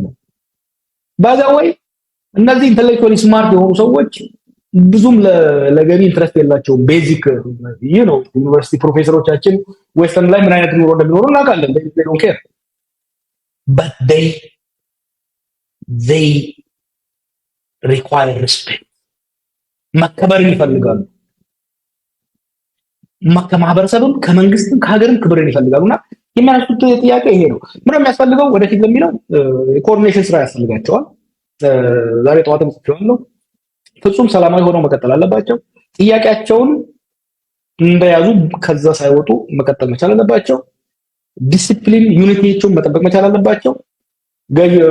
አገዛዙ የተለያዩ ኤጀንቶችን በመጠቀም ሊከፋፍሏቸው፣ ሊያዳክሟቸው፣ ጥያቄያቸውን ለማሳት የሚያደርጉ ስራዎችን ሊሰሩ ይችላሉ። እነዚህም መቋቋም መቻል አለባቸው። ይሄንን በደንብ ስለተጋጁበት የሚያውቁ ይመስለኛል። ከሌላው ፕሮፌሽን ጋር ከመምህራን ጋር ህግ ባለሙያዎች ጋር ከሌሎችም ጋር የጎንዮሽ ትብብር የጎንዮሽ ኮኦርዲኔሽን ማድረግ መቻል አለባቸው። በሶሊዳሪቲ ብቻ ሳይሆን ጥያቄያቸውን ተመሳሳይ ስለሆነ ጥያቄያቸውን ተመጋጋቢ በሆነ መልኩ እያቀረቡ መሄድ መቻል አለባቸው። እኛም ደግሞ የሚዲያ ሽፋን እንዲሁም ደግሞ ከምናውቀው የምክር አገልግሎት መለገሳችን እንቀጥላለን። እሺ እንግዲህ ወደ ቀጥታ ስልክ ደግሞ የተወሰነ እንቀበላለን። ቀድሞ የደረሱን አድሬስ አድርገናል። እኔም ለመወያያ የሚሆኑትን የተወሰኑ ጥያቄ ብቻ ነው የጠየቁት። እንደባለፈው እንዳይሆን ነው አድማጮች እድል እንዲያገኙ ዛሬ በጊዜ እኔን የገታሁት። ስለዚህ አሁን መደወል ትችላላችሁ። ቅድም ስትረብሹን የነበራችሁ ሰዎች አሁን መድረኩ የእናንተ ነው። በእርግጥ ቅድምም ሰከንድ ሀፍ ላይ ቀድሞ የደረሱትን ጥያቄ ነው አድሬስ እናደርግ የቆየ ነው። ዞሮ ዞሮ የእናንተው ነው።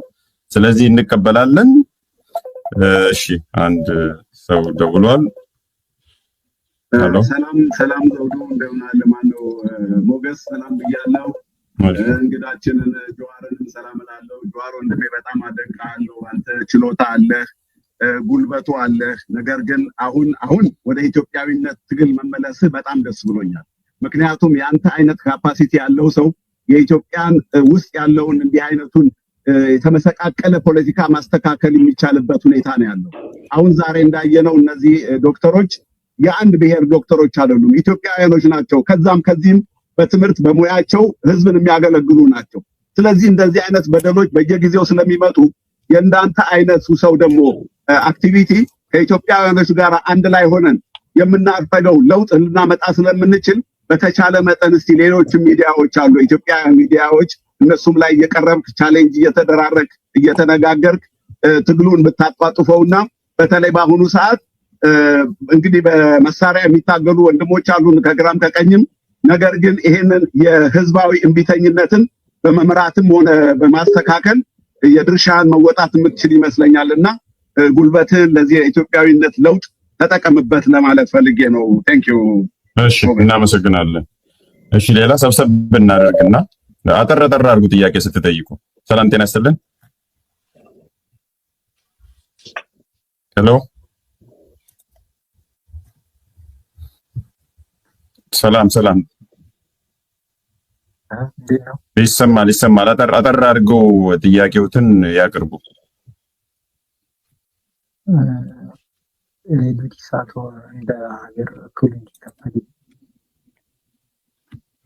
እሺ ሌላ ሰው እንቀበላለን። ሰላም ጤና ይስጥልን። እሺ ይቀጥሉ። ጥያቄ መንግስት አሁን ለምሳሌ በደቡብ ክልል በደቡብ ኢትዮጵያ በሲዳማ በተለያዩ ክፍሎች እነዚህ የደሞዝ ጥያቄዎች በተደጋጋሚ ተነስተዋል በዚህ ባለፉት 2-3 ዓመታት እና የዶክተሮችን ብቻ ለይተው ቢያነሳ መልስ ቢሰጥ ወይ ደግሞ ለመወያየት መድረኩ ምናምን ቢያቀርብላቸው ፓንዶራ ቦክሱን እንደከፈተ አድርጎ ቢሰጋ መስጋቱ አይቀርም። ምክንያቱም የነኝን ከመለሰ ቀጥሎ አስተማሪዎች ይቀጥላል ምናምን የሚል እንደዚህ አይነት የተቃውሞ ትንትን እንዳይነሱበት ምንድነው ማድረግ ያለበት? እንዴት ነው ሁሉንም ሲቪል ሰርቫንቶቹን አኮሞዴት አድርጎ መመለስ የሚችለው መንግስት አሁን ባለው ችግር ካለው ችግር አንጻር ማለት ነው? እሺ እናመሰግናለን። እሺ አምስት ጥያቄ ተቀብለን ነው እንትን የምንለው። እሺ ወደሚቀጥለው እንሄዳለን። ሰላም ጤና ይስጥልን። ሰላም ነው፣ እንዴት ናችሁ? እግዚአብሔር ይመስገን። ጥያቄ አስተያየት በቀጥታ አጠራ ጥያቄ ነው። እንደ ስጋትም ስለማየው ነው ይሄን ነገር አሁን በእነ አቶ ጀዋር ደረጃ መታየቱ የጤና ባለሙያዎችን ጥያቄ ፖለቲካዊ አንድምታ ሰጥተው ጤና ባለሙያዎችን በታርጌትነት የማያዝ የማዋከብ ሌላ አጀንዳ ቢኮዝ ኦልሬዲ እየደረሰንም ስለሆነ በኮመንቶች በምኖች እንደዚህ አይነት ነገር ይታያል ከመንግስት አንጻርና በጣም ስላሰጋኝ ነው እና ጀዋሬ እሺ በጣም እናመሰግናለን። ወደ አራተኛ ሰው እንሄዳለን። ሄሎ ሰላም አብረ ጃዋር ሞገስ እንዴት ናችሁ? ሰላም ነው፣ እግዚአብሔር ይመስገን። ከኋላ ያለውን የኛን ድምጽ ዝጋ፣ የኛን ድምጽ ዩቲዩብን ዝጋና በቀጥታ አውራ። ዘጋሁት ሞገስ። እሺ በጣም ወቅታዊ ነው፣ ትክክለኛ ነው የተነሳው ጉዳይ። ቀጥታ ግን ጃዋር እንግዲህ ችግር የለውም አንተ የማንበብ ካለፈው ከኢትዮጵያ ታሪክ ይሄ ሞደርን ከምንለው ቢያንስ ካለፉት 150 ዓመታት ወዲህ ካለው ታሪክ መማርና አሁን እነዚህ ሙያ ማህበራት እያነሱ ያሉትን ጥያቄዎች ኔጌቲቭ ከዚህ ማለት ኔጌቲቭ የነበሩ የታሪክ ተሞክሯችን እንዳይደገሙ ለማድረግ መቀመር ያለባቸው ነገሮች እንዳሉ መቼም አንተ አይጠፋምና ስለዚህ አሁን ይሄድና እንግዲህ የጤና ባለሙያዎቹ ጥያቄዎች ይሄዳሉ። ያው እንደምናውቀው ስርዓቱ ደረቅ ነው፣ ላይመልሰው ይችላል። ከዛ የመምህራኑ ይቀጥላል። ከአማራም አካባቢ የህግ ባለሙያዎች ያነሱ ያሉ ጥያቄዎች አለ። ይመጣና ነገ ደግሞ የመስመር መኮንኖች የመለዮ ለባሽ የሚል ጥያቄ ሲመጣ እንዴት ነው ያ ነገር ስትሪት የሚደረገው? የዛሬ 50 ዓመት ተነስቶ የነበረው ያኔ አብዮቱን ያጨናገፈው ነገር እንዳይደገምስ ምን አይነት ዝግጅት ማድረግ ያስፈልጋል? ግን ደግሞ መገፋት የለበትም። ምክንያቱም ወታደር ውስጥም ያለው ደግሞ ጥያቄ በትክክልም መመለስ አለበት። ምክንያቱም ከላይ ያሉ ጀነራሎች ኦልሬዲ የስርዓቱ ሰርቫንቶች ናቸው። ስለዚህ ከነሱ በታች ግን ያሉ ደግሞ በትክክል በመላው ኢትዮጵያ ሊከታተል የሚችለውን ጥያቄዎች እነሱም እንደ አንድ ባለድርሻ ደግሞ መካተት አለባቸው። ስለዚህ ሊመጣ የሚችለውን መጥፎ ስጋት ትሪት በሚያደርግ መልኩ እንዴት የመለዮ ለባሽ ጥያቄ ኢንተርቴን ሊደረግ ይችላል አርቀም ብናስብ ማለት ብዬ ነው። በጣም ቴንክ እሺ የመጨረሻ አንድ ሰው እናድርግና እዚህኛው ዙር ሰላም ጤና ይስጥልኝ። እሺ የመጨረሻ አንድ ሰው እናድርግ። አይዘጉም እየዘጋችሁ ስትደውሉ ከኋላ ያለው ሰላም ጤና ይስጥልኝ። በቃ የማዘጉ ሰዎችን አንዳንዴም ከሆነ በኋላ እየዘጋችሁ ደውሉ። እሺ ማንን በል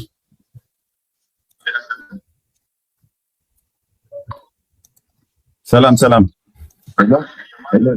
ጤና ይስጥልኝ። ከኋላ ያለውን የእኛን ድምጽ ይዝጉና ጥያቄዎትን ወይ አስተያየቶትን ያቀርቡ ባጭሩ። እሺ 90 ሰከንድ አሉት። አንድ ደቂቃ ተኩል አለን። እኔ ለጀዋርም በጣም አደንቀዋለሁ። መጠየቅ የምፈልገው እንደዚህ አይነት ትናንሽ ጥያቄዎች ማለትም ዶክተሮች፣ መምህራን፣ ቀጣይ ደግሞ ሌሎችም ሊኖሩ ይችላሉ። እንደዚህ አይነት ጥያቄዎች መሰረታዊ ችግር ሊፈቱ ይችላሉ። ለምንድን ነው እንደ ሀገር ትልቅ ንቅናቄ ተፈጥሮ ደስ ያለው ለመንግስት ለመቀየር ላይ በትኩረት የማይሰራው? አመሰግናለሁ። እሺ በጣም ጥሩ። ምናልባት ቅድም ያልሰሙ ካሉ ጀዋር በአፋን ኦሮሞም በሌላም መጠየቅ ይችላሉ እና እሱም ማስታወስ እንፈልጋለን። ስለዚህ በኦሮምኛም በአፋን ኦሮሞም በሌላም በእንግሊዝኛም ካልቻላችሁ መጠየቅ ትችላላችሁ። አንድ ሰው ሊጨምር ጀዋር። ሄሎ ሰላም ጤና ይስጥልኝ። ከኋላ ያለውን ድምጽ ይስጉና በአጭሩ ጥያቄዎቱ ወይ አስተያየቱን ያቀርቡ። መከራ እሺ፣ ወደ ሌላ እንሄዳለን።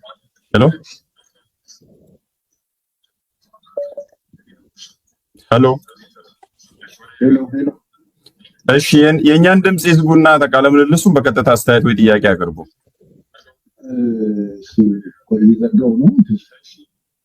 እሺ ቀጥሉ። ይሰማል ባጭሩ በአንድ ደቂቃ። የኔ ጥያቄ እኔም ደውለው ከሰሙን ስለሆነ ያው አንዳንድ ነገሮች ቢያንስ መንግስት መፍትሄ እየሰጠበት ስላልሆነ ጀዋር በዚህ ላይ ምንድነው አማራጭ ያለው ያስፈልግ ነበር እሱ ላይ አስተያየትና ቢያንስ ሀሳብ ቢሰጥበት ይላል። ቢያንስ አሁን ሰው መውጣትና መግባት ያጣበት ስለሆነ እሱን ምንድነው መፍትሄው የሚለው የኔ ጥያቄ። እሺ እናመሰግናለን። ምናልባት ይሄንኑ አድሬስ አድርገን ቶሎ ቶሎ ለሁለተኛ ዙር ብንሄድ ይሻላል መሰለኝ ጀዋር። እሺ እናርገው። I think መጀመሪያ ሞገስ I have to be so proud of ይሰማል ወይኔ ጋር ሊሆን ይችላል። እሺ ቀጥል። ይሰማል? እስቲ ተናገር ጀዋር። I think በመጀመሪያ ደረጃ እኔ ያን ነገር ማለት ፈለኩት የዜጎቻችን ንቃተ ህሊና ብስለትና ዲሲፕሊን የሚገርም ነው።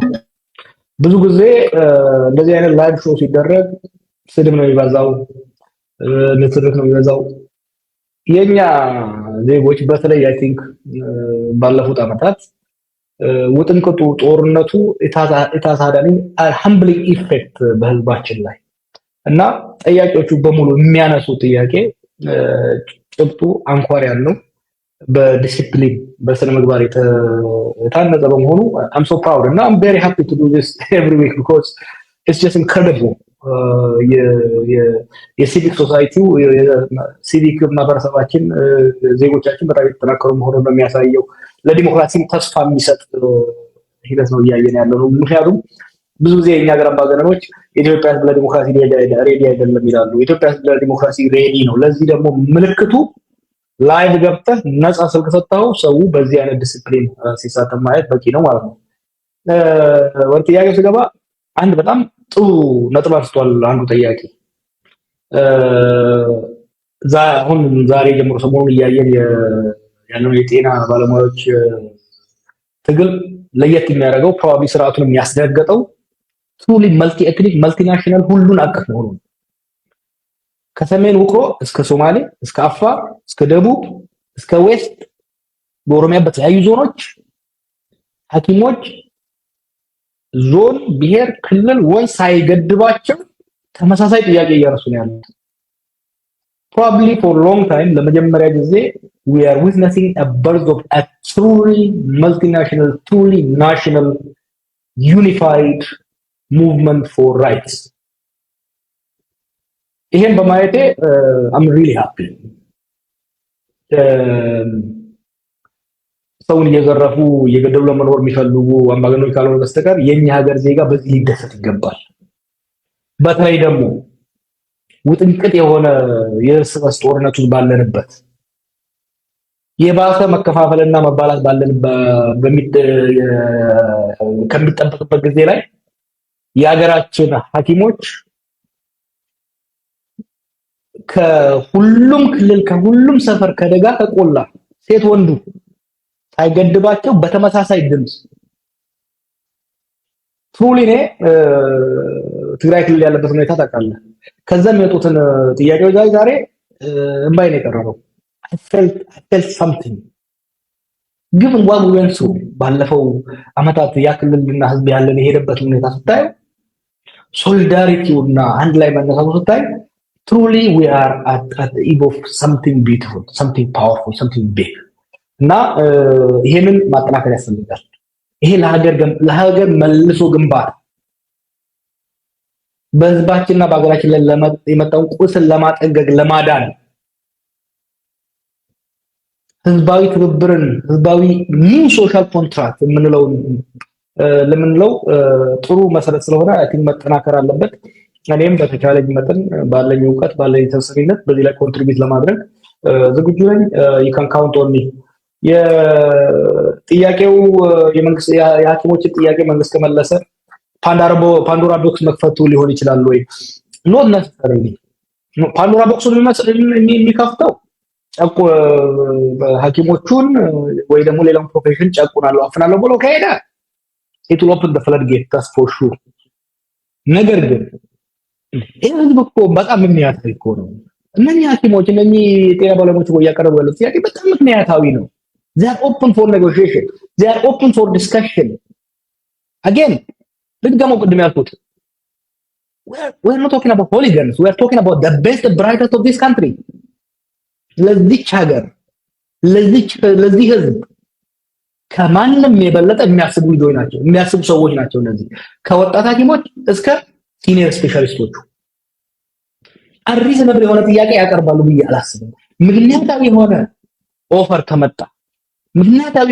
ከመጣ ይቀበላሉ።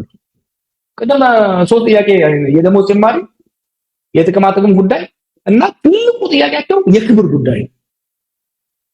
አክብሮ የሚያናግራቸው ሲሪየስ ሆኖ ቀርቦ ይሄ ነው በተጨባጭ የመንግስት አመራር በተጨባጭ ልናደርግ የምንችለው ይሄ ነው፣ የሀገራችን ቋት ይሁንና በቁና ውስጥ ያለው ንብረት ይሁንና አሁን የምንችለው ይሄ ነው ካለ እነዚህ ሐኪሞች በጣም ሪዝነብል ሰዎች ናቸው። እንደዚህ አይነት ሰዎች መሰለ እያወራን ያለ ነው። አሜሪካ፣ አውስትራሊያ፣ ካናዳ ተምረው ሀገራቸው የተመለሱ ሰዎችን ነው እያወራን ያለ ነው። መኖር እየቻሉ እና በዛው እንደውም ድምጻቸውን ይሰሙ ትንሽ እንስማቸው።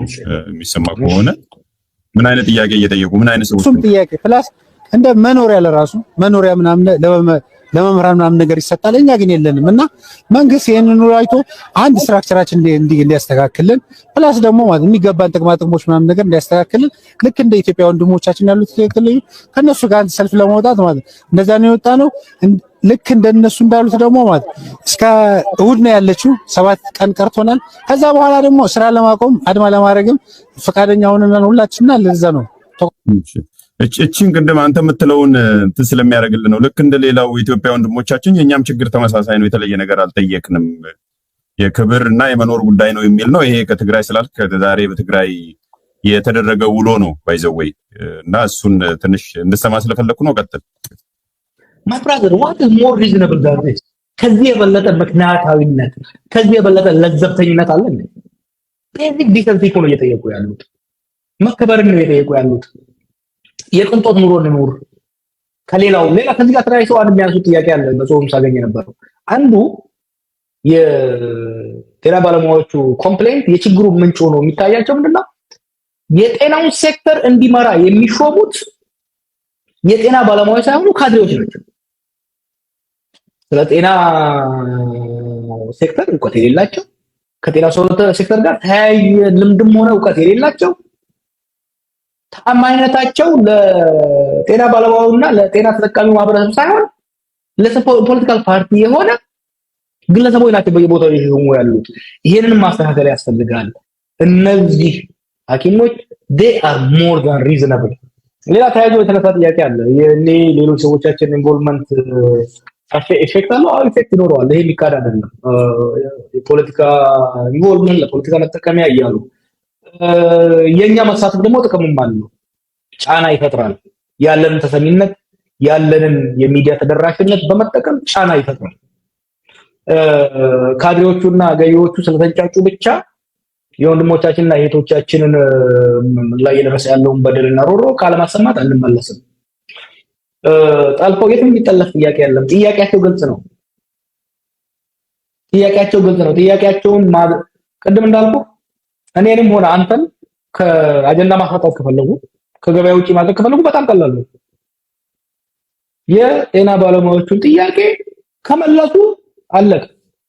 እኛ የጤና ባለሙያዎች አይደለም፣ ይቀጥሉበታል ማለት ነው እነሱ በስራው። ስለዚህ እኛም በምንሰራው በጥንቃቄ ነው የምንሰራው። ግን ዛሬ ጤና ባለሙያዎች ያነሱ ጥያቄ ነገ ወታደሮች ያነሱ ጥያቄ የምንቀጥልበት ይሆናል። ሌላ ሰው ካነሳ የምንጠቅም ምክንያቱም it's our job ቅድም እንዳልኩት as a political leader as a politician it is my job እንደ ዜጋም ደግሞ ኃላፊነት አለኝ ማለት ነው። ሌላው የተነሳው ጥያቄው ሄዶ መለዮ ባሽ ጋር ተደረሰ። በነገራችን ላይ እኔ አብዮተኛ አይደለሁም፣ የሪፎርም አቀንቃኝ ነኝ። ብዙም የሚያስተቸኝ እሱ ነው። ለዛ ነው ብዙ ነገር ጥንቃቄ የማደርገው። ዛሬ እና ትናንት የሐኪሞች ጉዳይ መለጠፍ ስንጀምር ብዙ ወታደሮች ከጦር ሜዳ የሚልኳቸው ፎቶ የሚበሉትን ምግብ ስታይ የሚከፈላቸው ቤተሰቦቻቸውን የማያገኙበት ያ ብቻ አይደለም። በትግራይ ጦርነት ከዛ ወዲህ በኦሮሚያና በአማራ የሚካሄደው ጦርነት እኮ የሞተው ወታደር ቤተሰቡ እኮ መርዶ አልደረሰውም እስካሁን። በወሬ ብቻ ነው የሚሰማው። አንዳኛ ምን አለች መሰለኝ ብዙ ጊዜውን የምታጠፋው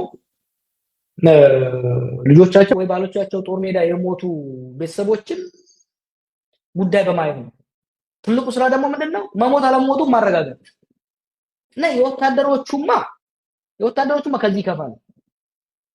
የነሱን ስሞታ ነገሩ ከልክ በላይ እንዳይገነፈል ያዝ እያደረግ ነው እንጂ ቀላል አይደለም።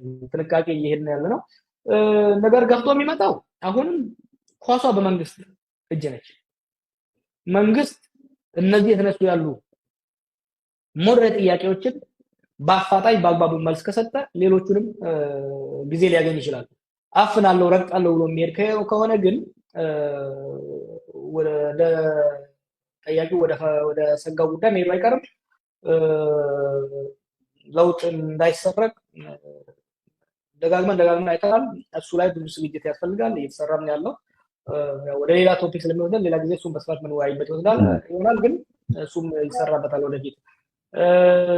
ትንሽ ጥያቄዎች መንግስት ትንሽ ጥያቄዎች የጥያቄ ትንሽ የለም ወዳጅ በደል ያለበት ሮሮ ያለበት ጥያቄ የሚያነሳው ጥያቄ በሙሉ ትንሽ አይደለም። የእያንዳንዱ ዜጋ በደል አቋምና ፍላጎት ተደምሮ ነው ሀገራዊ ፍላጎት ሀገራዊ ጥያቄ የሚሆነው። ስለዚህ አይደለም የሐኪሞቻችንን ለቤት ብራይተስ ቅድም ያልኳቸውን የሶሳይቲው ክሬም የሆኑትን ተውና በተለያየ ደረጃ ላይ ያሉት ማህበረሰቦች ጥያቄ ማቅረብ ጥያቄ ማሳነስ አይደለም። የጥያቄ ሀገራዊ ጥያቄ የዜጎች ጥያቄ ድምር ውጤት መሆኑን መረዳት ያስፈልጋል። መንግስት መልስ ካሰጠ ወዴት ይሄዳል? እሱም በሂደት የምናየው ይመስለኛል። አይ ቲንክ በተደጋጋሚ ጠቆም ማድረግ ሞክረናል። ወደዛ የሚሄዱ አይቀርም። ግን እንግዲህ ሌላውን ከጋሪው ፈረሱ እንዳናስቀድም ጠንቀቅ መሄድ ያስፈልጋል። በጣም ጥሩ። ሁለተኛ ዙር አሁንም 1-5-6 ሰው ተቀብለን በዛ ነው የምናበቃው። ከቻላችሁ እንዳልነው ቅድም ራንደምሊ ነው ስልክ የምናነሳው ለዛ ነው እና በመፈልጉ ቋንቋ መጠየቅ ትችላላችሁ። ቀድሞ የመጣውንም ሰዎች ሪከርድ አድርገው እንደላኩልን ነው ምንም ሪዳክት ሳናደርግ ያስተማነውን እና አሁን ሁለተኛ ዙር ክፍት ነው። በአፋን ኦሮሞም በአማርኛም ካልቻላችሁ በእንግሊዝኛ መጠየቅ ትችላላችሁ። ሄሎ ጤና ይስጥልን። ሄሎ ጤና ይስጥልኝ። ሀሳብ አስተያየት ለመስጠት ነበር። እሺ 90 ሰከንድ አሉት ይቀጥሉ። እሺ አመሰግናለሁ። እሺ ጃዋርም መድረኩ ላይ ስለመጣ ያው በጣም ደስ ብሎኛል። ሀሳቤ ምንድነው የጤና ባለሙያዎች ጥያቄ ያው ደሞዝ ብቻም ሳይሆን የተለያዩ ጓደኞችን እንዳወራኋቸው ከክብርም ባለፈ የምቹ የስራ ሁኔታ ነው። ብዙ የጤና ባለሙያዎች ምቹ የስራ ቦታ የላቸው። በስራቸው የሚያስፈልጉ የተለያዩ ግብአቶች ይህም ከሚመለከቱ አካል እየቀረበላቸው አይደለም። በአጠቃላይ ግን ከገንዘብ እና ከአጠቃላይ ከኑሮ ሁኔታ አንጻር ሲታይ ኢትዮጵያ ውስጥ ያለው ችግር ከታክሲ ሹፌሮች አንስቶ ዳይሬክትሊ ስራቸውን እንዳይሰሩ የህብረተሰቡ ክፍሎች በልማት በተለያየ ሰበብ እየተደረገ የሚደረግባቸው ጫና የሐኪሞች ላይ ያለው ችግር እንዳለ ቢሆንም ኦልሞስት በፐብሊክ ሰርቫንቱ ላይ በግል ስራ ላይ የተሰማሩ ነጋዴዎች ላይ በታክሲ ስራ በተሰማሩ ሰራተኞች ላይ ኢቨን በዳኞች ላይም በስፋት የሚታይ ስለሆነ እኔ ህዝቡ ይህን አጋጣሚ ተጠቅሞ ሰፊ የሆነ የህዝባዊ እንቅስቃሴ ማድረግ ይጠበቅበታል የሚል ሀሳብ ለመስጠት ነው። የጀዋርንም ሀሳብ ከዳኞች ከሐኪሞች ብቻ ጋር ሳይሆን የተቀናጀ እንቅስቃሴ ያስፈልጋል በሚል እንውሰድ። ሙያዎች ሁኔታ አንጻር እንዴት ታያለ ለማለት ነው። እሺ እናመሰግናለን። ሰው እንደዚህ አጠር አድርጉ። ሌሎቻችሁም በቀጥታ ወደ ሁለተኛው እንሄዳለን። ሰላም ጤና ይስጥልን። እንዲህ ሳትዘጉ የምትደውሉ ሰዎች አናነሳም። ሰላም ጤና ይስጥልን። ሰላም ጤና ይስጥልኝ ማለት። እሺ በአጭሩ ጥያቄ አስተያየቶትን ያቀርቡ። እሺ ዶክተር ኪሩቤል እባላለሁ። የአየር ጊዜ ስለሰጣችሁ በጣም እናመሰግናለን። በዚህ ደረጃ ሁኔታውን በመረዳታችሁ ስፔሻሊ ጃዋር በጣም ገርሞኛል። ለምን ከ2016 አንስቶ ያለውን ነገር በደንብ አድርጎ ነው የገለጸው እና አይመንበር 2016 ላይ የኔን የራሴን ፖስት ሼር አድርጎ ነበር እና ለጉዳዩ ቅርብ እንደሆነ ሰው እንደ ፐብሊክ ፊገር ኦዲየንሱም እንዲያውቀው ነው። ለምን ጥያቄውን ፖለቲካዊ የማድረግ ቴንደንሲ ስላለ ለጉዳዩ ቅርብ ከመሆኑ አንጻር እንደሆነ ኦዲየንሱን በደንብ እንዲረዳው ፈልጋለሁ። ስፔሻሊ እሱም ኦፒኒየን ካለው ሌሎችም እንደዚህ ዩዥሊ ከዚህ በፊት በአንድ ጎራ ላይ የሚታወቁ ሰዎችን እኛ እንዴት ልንጠቀማቸው እንችላለን፣ የእኛን ኦፒኒየን እንዲያጋሩ እንዴት ሙቭመንቱን ሳይጎዳ እንዴት ሊጠቅሙ ይችላሉ የሚለውን ነገር ይመልስልኝ ይላለው እና አንድ ከ2018 ጀምሮ የቀጠለ ነገር ነው እና ፔስፉሊ ለምሳሌ ትምህርት በመደጋገፍ 20 በላይ በሚበልጡ ሀገሮች ላይ አሁን ተበትነው እየተማሩ ያሉ ሐኪሞች አሉ እና እኔ አሁን 2 የአውሮፓ ማስተርስ ጊዜ ዛሬ በመለስ ራራ ኢትዮጵያ እና በዛ ሁኔታ ላይ ያሉ በጣም ብዙ ጓደኞቻችን አሉ። ህዝቡም እንዲሰማ የምፈልገው የሌክቸር ጥያቄ አይደለም፣ ነገሩን ዲስክስ የማድረግ ነገር አለ እና ጓደኞች አሁን ጥቁር አንበሳ እየሰሩ ሬዚደንሲ ድሮፕ አውት ሬቱን ሞገስ ማጣራት ይችላል እና ብዙ ሰው ሰርቫይቭ ማድረግ ይችላል እና የሌክቸሪ እንዳልሆነ ውስን ሰዎችን ድሮ የነበሩ ማለት ዲፍረንት ጀኔሬሽን ነው ፊዚሻኖች ያለ ነው ስፔሻሊ 2013-14 በኋላ የመጣው እና ያን እያዩ ጥያቄዎቹን እንዳይሏቸው የሰርቫይቫል ጥያቄ ነው እሺ እሱ ማለት ፈልጋለሁ። በጣም አመሰግናለሁ። እሺ እኛም እናመሰግናለን። ሄሎ ጤና ይስጥልን። ሄሎ ጤና ይስጥልኝ። እሺ ይቀጥሉ። ጥያቄ አስተያየት አጠር አድርገው።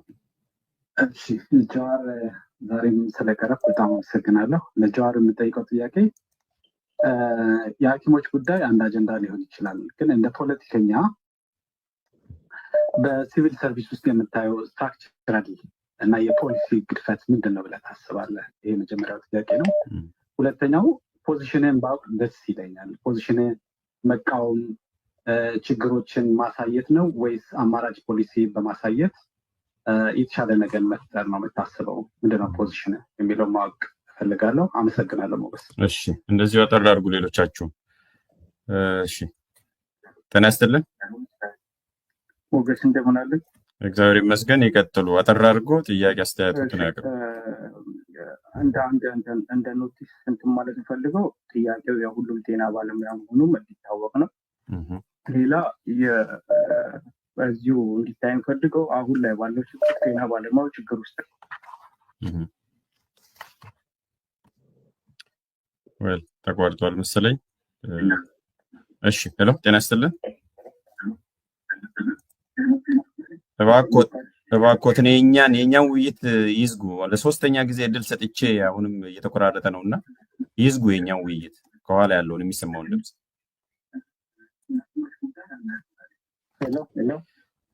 ይሰማል? የኛን ድምጽ ከኋላ ኢኮ አለና የኛን ውይይት ይዝጉና ጥያቄዎትን ወይ አስተያየቱን ያቀርቡ። ጋሪ ደጋዋኒ ደሰገሌ ኬኛ ከንዱበ ጅሩ ሰን ጩፊ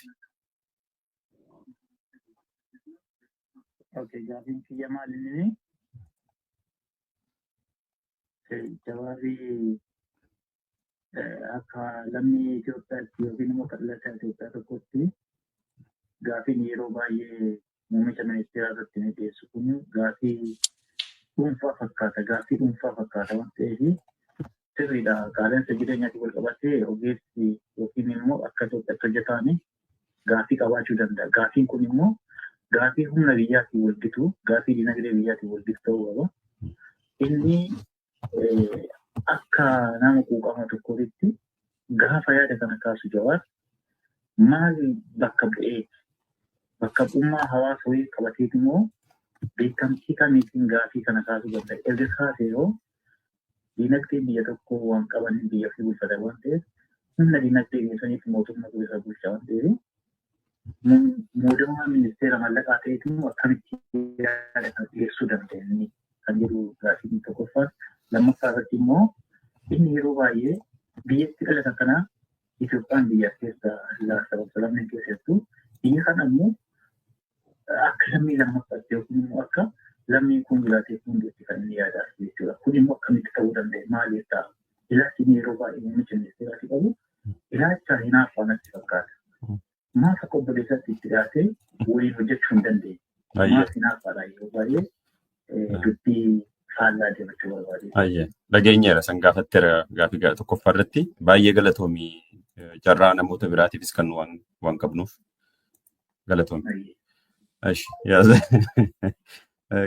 ጋፊ ናፋቲስ ቀበጥ ትንሽ አንድ ሁለት ሶስት ሰው ይጨምር ብዬ ነው ጀዋር በዚህ ስለምናበቃ ሌላ ዙር ስለማይኖር። ሰላም ጤና ይስጥልን። ሞገስ ስሜ ቆይ ሐኪም ነኝ። እሺ ይቀጥሉ። ይሰማል? ይቀጥሉ። እሺ ኢትዮጵያ ሐኪም ነበርኩኝ። አሁን ወደ 9 ዓመት ነው ሌላ ሀገር አሜሪካ ነው። ይሄ የሐኪሞች ክፍያ ነገር በጣም የቆየ ነው። አዲስ ኢሹ አይደለም። የሚሰማው ግን ያጣ ጉዳይ ነው። የነበሩት መንግስታትም አሁንም ያለው ሁልጊዜ ጥያቄው ሲቀርብ መጨረሻ ላይ ሄዶ ይታፈናል። ስፔስ ያው ፖለቲካልም ይሆናል። አንዳንዴ ደግሞ የአድሚኒስትሬሽን ነገር የሚሆንና ሰዎች ወደ ስልጣን የሚመጡበት ይሆናል እንጂ ወደ ታች ወርዶ የሐኪሞች ህይወት ማይለውጥ ሆኖ ይቀራል፣ ይበሰበሳል። ማንሳት የፈለግኩት ያው ችግሮቹ እንዳሉ ሆነው እኔ ከሌላ አንግል ነው። በቂ ገንዘብ አለ ይሄንን ችግር ለመቅረፍ። የሄልዝ በጀቱ በጣም በቂ ከበቂም በላይ የሆኑ ገንዘቦች አሉ።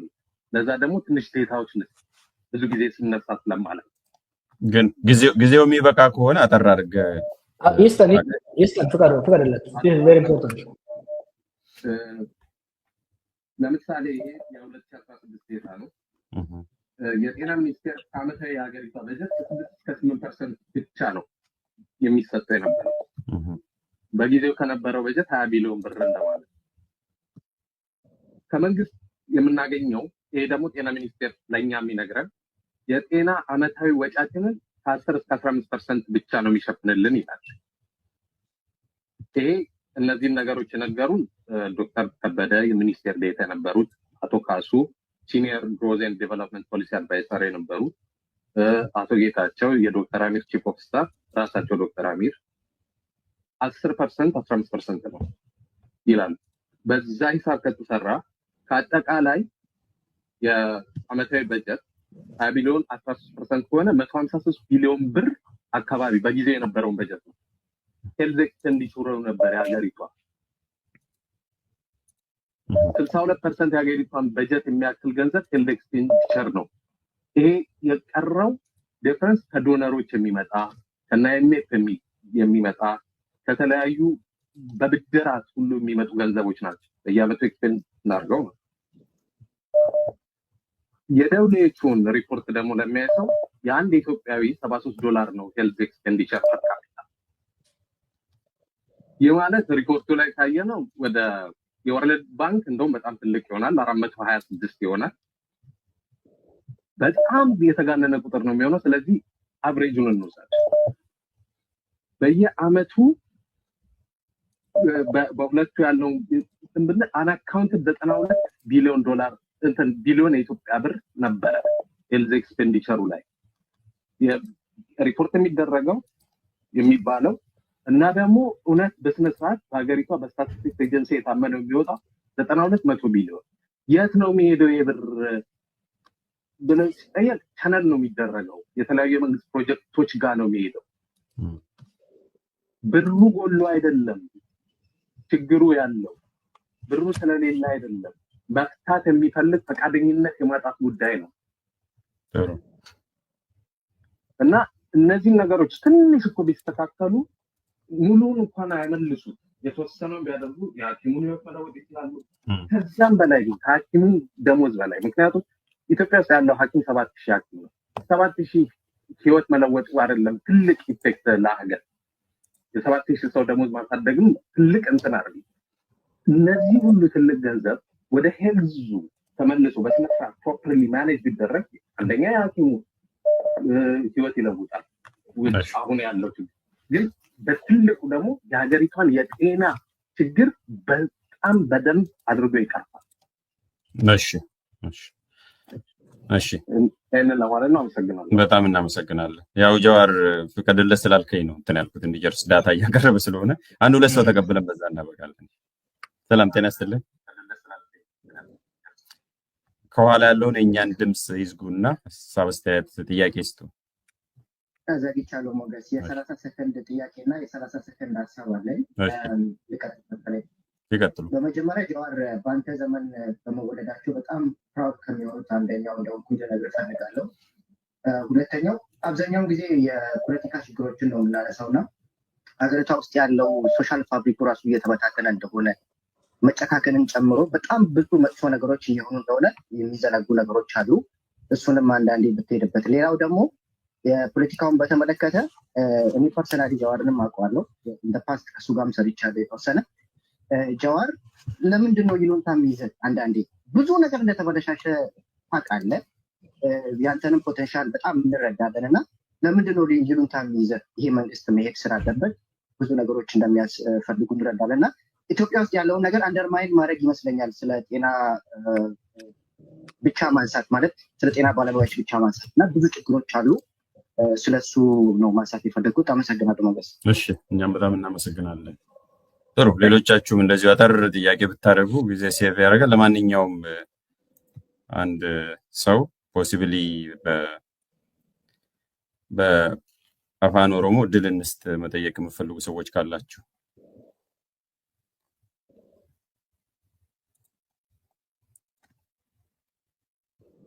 ሄሎ እንዴት ነው ነገር? ስልክ ላይ እንትን ከሆናችሁ በኋላ በቀጥታ እንትን በሉ። እሺ አንድ ሰው አለ መሰለኝ። ሰላም አይሰማም? ከኋላ ያለውን የኛን ድምጽ ይዝጉ ደዋያችን።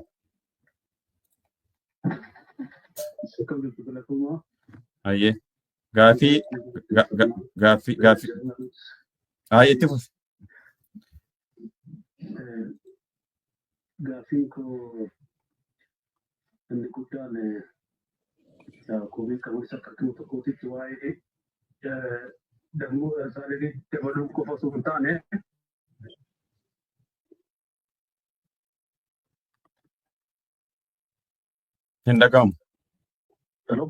Indagamu itti fufi adda citee ture.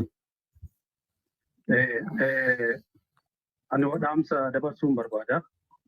Akka dhuunfaatitti gaafa ogeessa fayyaa taatu dhuunfaa keetitti hin jiraadha hojjette baay'ee jiraachuun nama rakkisu nan beekaa garuu hawaasadhaaf jiraata. Fakkeenyaaf warri lookaalii reesidentii baratanii dhufu kunniin deebi'anii mootummaa hin tajaajilanii beektaa yookaan gara dhuunfaa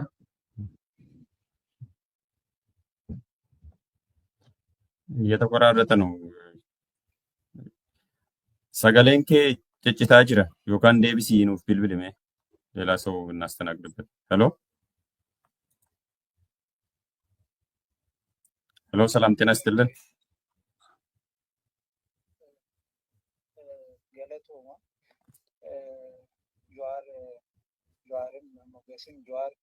ስፔሻሊ namoota baratee fi beekumsaa fi iddoo ati laattu baay'ee namatti tola. Namoonni baay'een illee namoonni qomoo garaagaraa illee namni baay'een kan si deeggara yaadullee sababa kanaafi dhimmi ani barsiisaa yuunivarsiitiiti.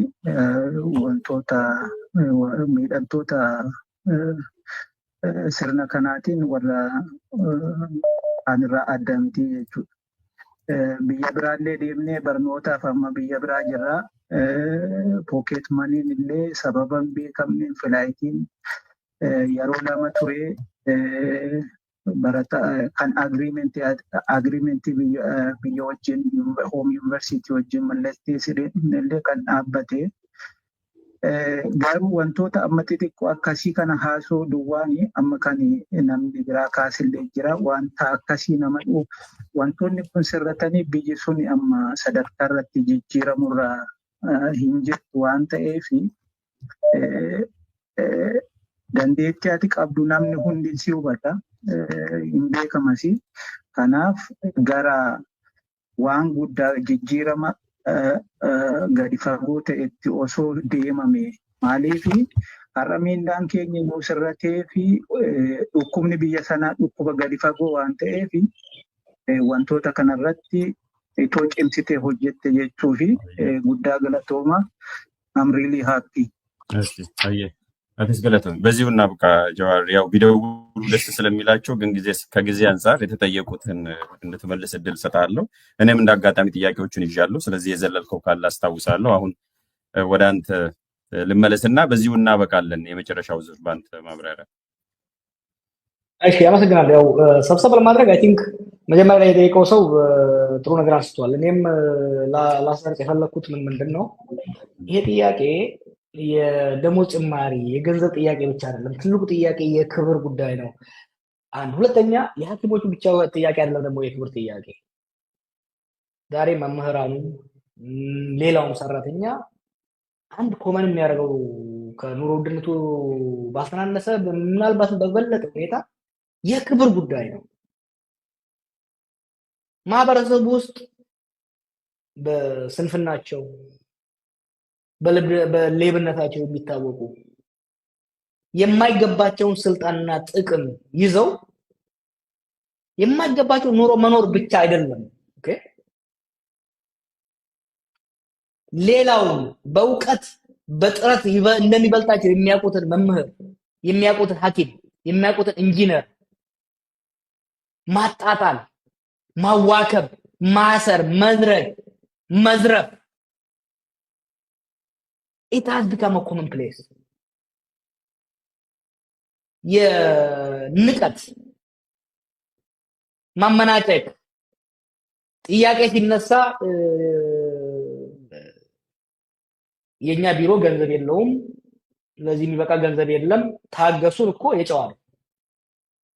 ከጸረ ሰላም ኃይሎች ጋር ነው ከፋኖ ጋር ነው ከሸኔ ጋር ነው ከወያኔ ጋር ነው እያሉ ሰበብ እያደረጉ ማሰር ሌላ በቴሌቪዥን መናገር የማልፈልጋቸው really ugly shameful የሆኑ በባህላችን ውስጥ የሌሉ ነገሮች የሰራተኛውን ስብዕና የሚያዋርዱ ነገሮች እነዚህ ጥያቄዎች again I know what they are talking about በውስጥ የሚጽፉልኝ ስም እየጠሩ ቦታ እየጠሩ ስለነዚህ ወረዳ ላይ ዞን ላይ በተለያየ ቦታ ላይ የተሾሙ ካቢኔዎችና ካድሬዎች የሚያደርጉት የሥራ ቦታውን ቶክሲክ አድርገውታል። they have created a very toxic disrespectful work environment ላይ የፈጠሩት በሀገሪቷ ውስጥ ሰው የሚያገልግሉት የመንግስት ሰራተኞችም ለመገልገል የሚመጣው ህዝብም የመንግስት ቢሮዎችን ተጠይፏቸዋል። ተገዶ አማራጭ አጥቶ እንጂ መሄድ አይፈልግም። ዛሬ የኢትዮጵያ መንግስት ሰራተኛ እድል አጥቶ ሀገር ሆኖበት ኑሮ ሆኖበት እንጂ መግባት አይፈልግም። they made it so unbearable። ይሄ ነው የክብር ጉዳይ የሚለው የሚነሳው ጥያቄ ሁሉም የሚያነሱት ፕሮፌሰሮችም የሚያነሱት ኢንጂነሮችም ሁሉም የሚያነሱት ያለው ንቀት ሙስና እኮ ልንለው አንችልም። አሁን ኢትዮጵያ ውስጥ ያለው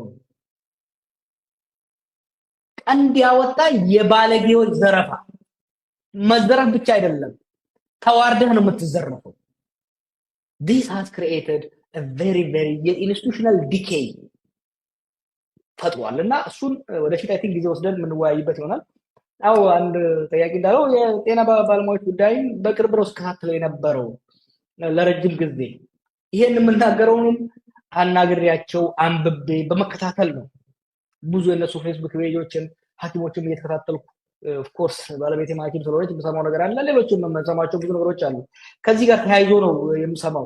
ሌሎችም ሌላውን ጥያቄ ያነሳዋል ስለ ለምሳሌ የሲቪክ ሰርቪስ ሴክተሩ ምን አልተረዳዋል የተወሰነ ምረዳዋል የበለጠ ለመረዳት ደግሞ ሬዲ ነኝ። እናንተ ባላችሁበት ሴክተር ውስጥ ያሉ ችግሮች ምንድናቸው? ችግሮች ብቻ ሳይሆን በምን መልኩ ነው ፊክስ መደረግ ያለበት?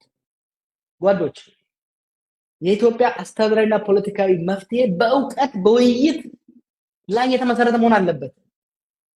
እውቀትን ደግሞ የምናገኘው በማንበብ ብቻ ሳይሆን lived experience አላችሁ እየኖራችሁ ያላችሁትን ልምድ ፖለቲከኛው ማዳመጥ መቻል አለበት። ዛሬ ቅድም ስለው የነበረው የሐኪሞችን ጥያቄ ለምን ገባችሁበት የሚሉት ስለሚመለከተን ነው። ስለ ዲሞክራሲ ብቻ መናገር ዋጋ የለውም። የህዝባችን ችግር እያንዳንዱ መናገር ማወቅ መቻል አለብን። አስተምሩን። እኛም ብቻ ሳይሆን የፖለቲካ አመራሩን በሙሉ አስተምሩት። የፖለቲካ ላይ ያሉት አሁን ስልጣን ላይ ያላችሁ ሰዎችም እውነት ካላችሁ አሁን ለነዚህ ሐኪሞች ሌላም ሰራተኛ ደሞዝ መጨመር አይቻልም የምትሉ ከሆነ ቅድም አንድ ሐኪም እድል የሰጠነው አለ ሰፋቆ ያቀረበው እስቲ ያቅርቡትና በአሃዝ ይቅረብ። ምክንያታዊ በሆነ መልኩ በአሃዝ ይቅረብና ለክርክር ለውይይት ይቅረብ።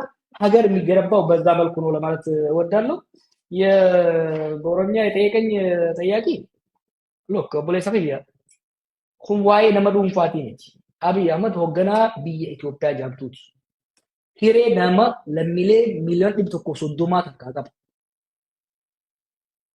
ጋፋ ይንቅለ ደቁ ኮባሳ ቂሌን ደቁ ኢትዮጵያ ከባሳ ቴሮ እንደከን ያዙ ዴሱቲ kan shofera ta'ee deemuun gaafa qilee dhaqeetu qofaaf miti biyya guutuudha qilee galchuu deemaa jechuudha.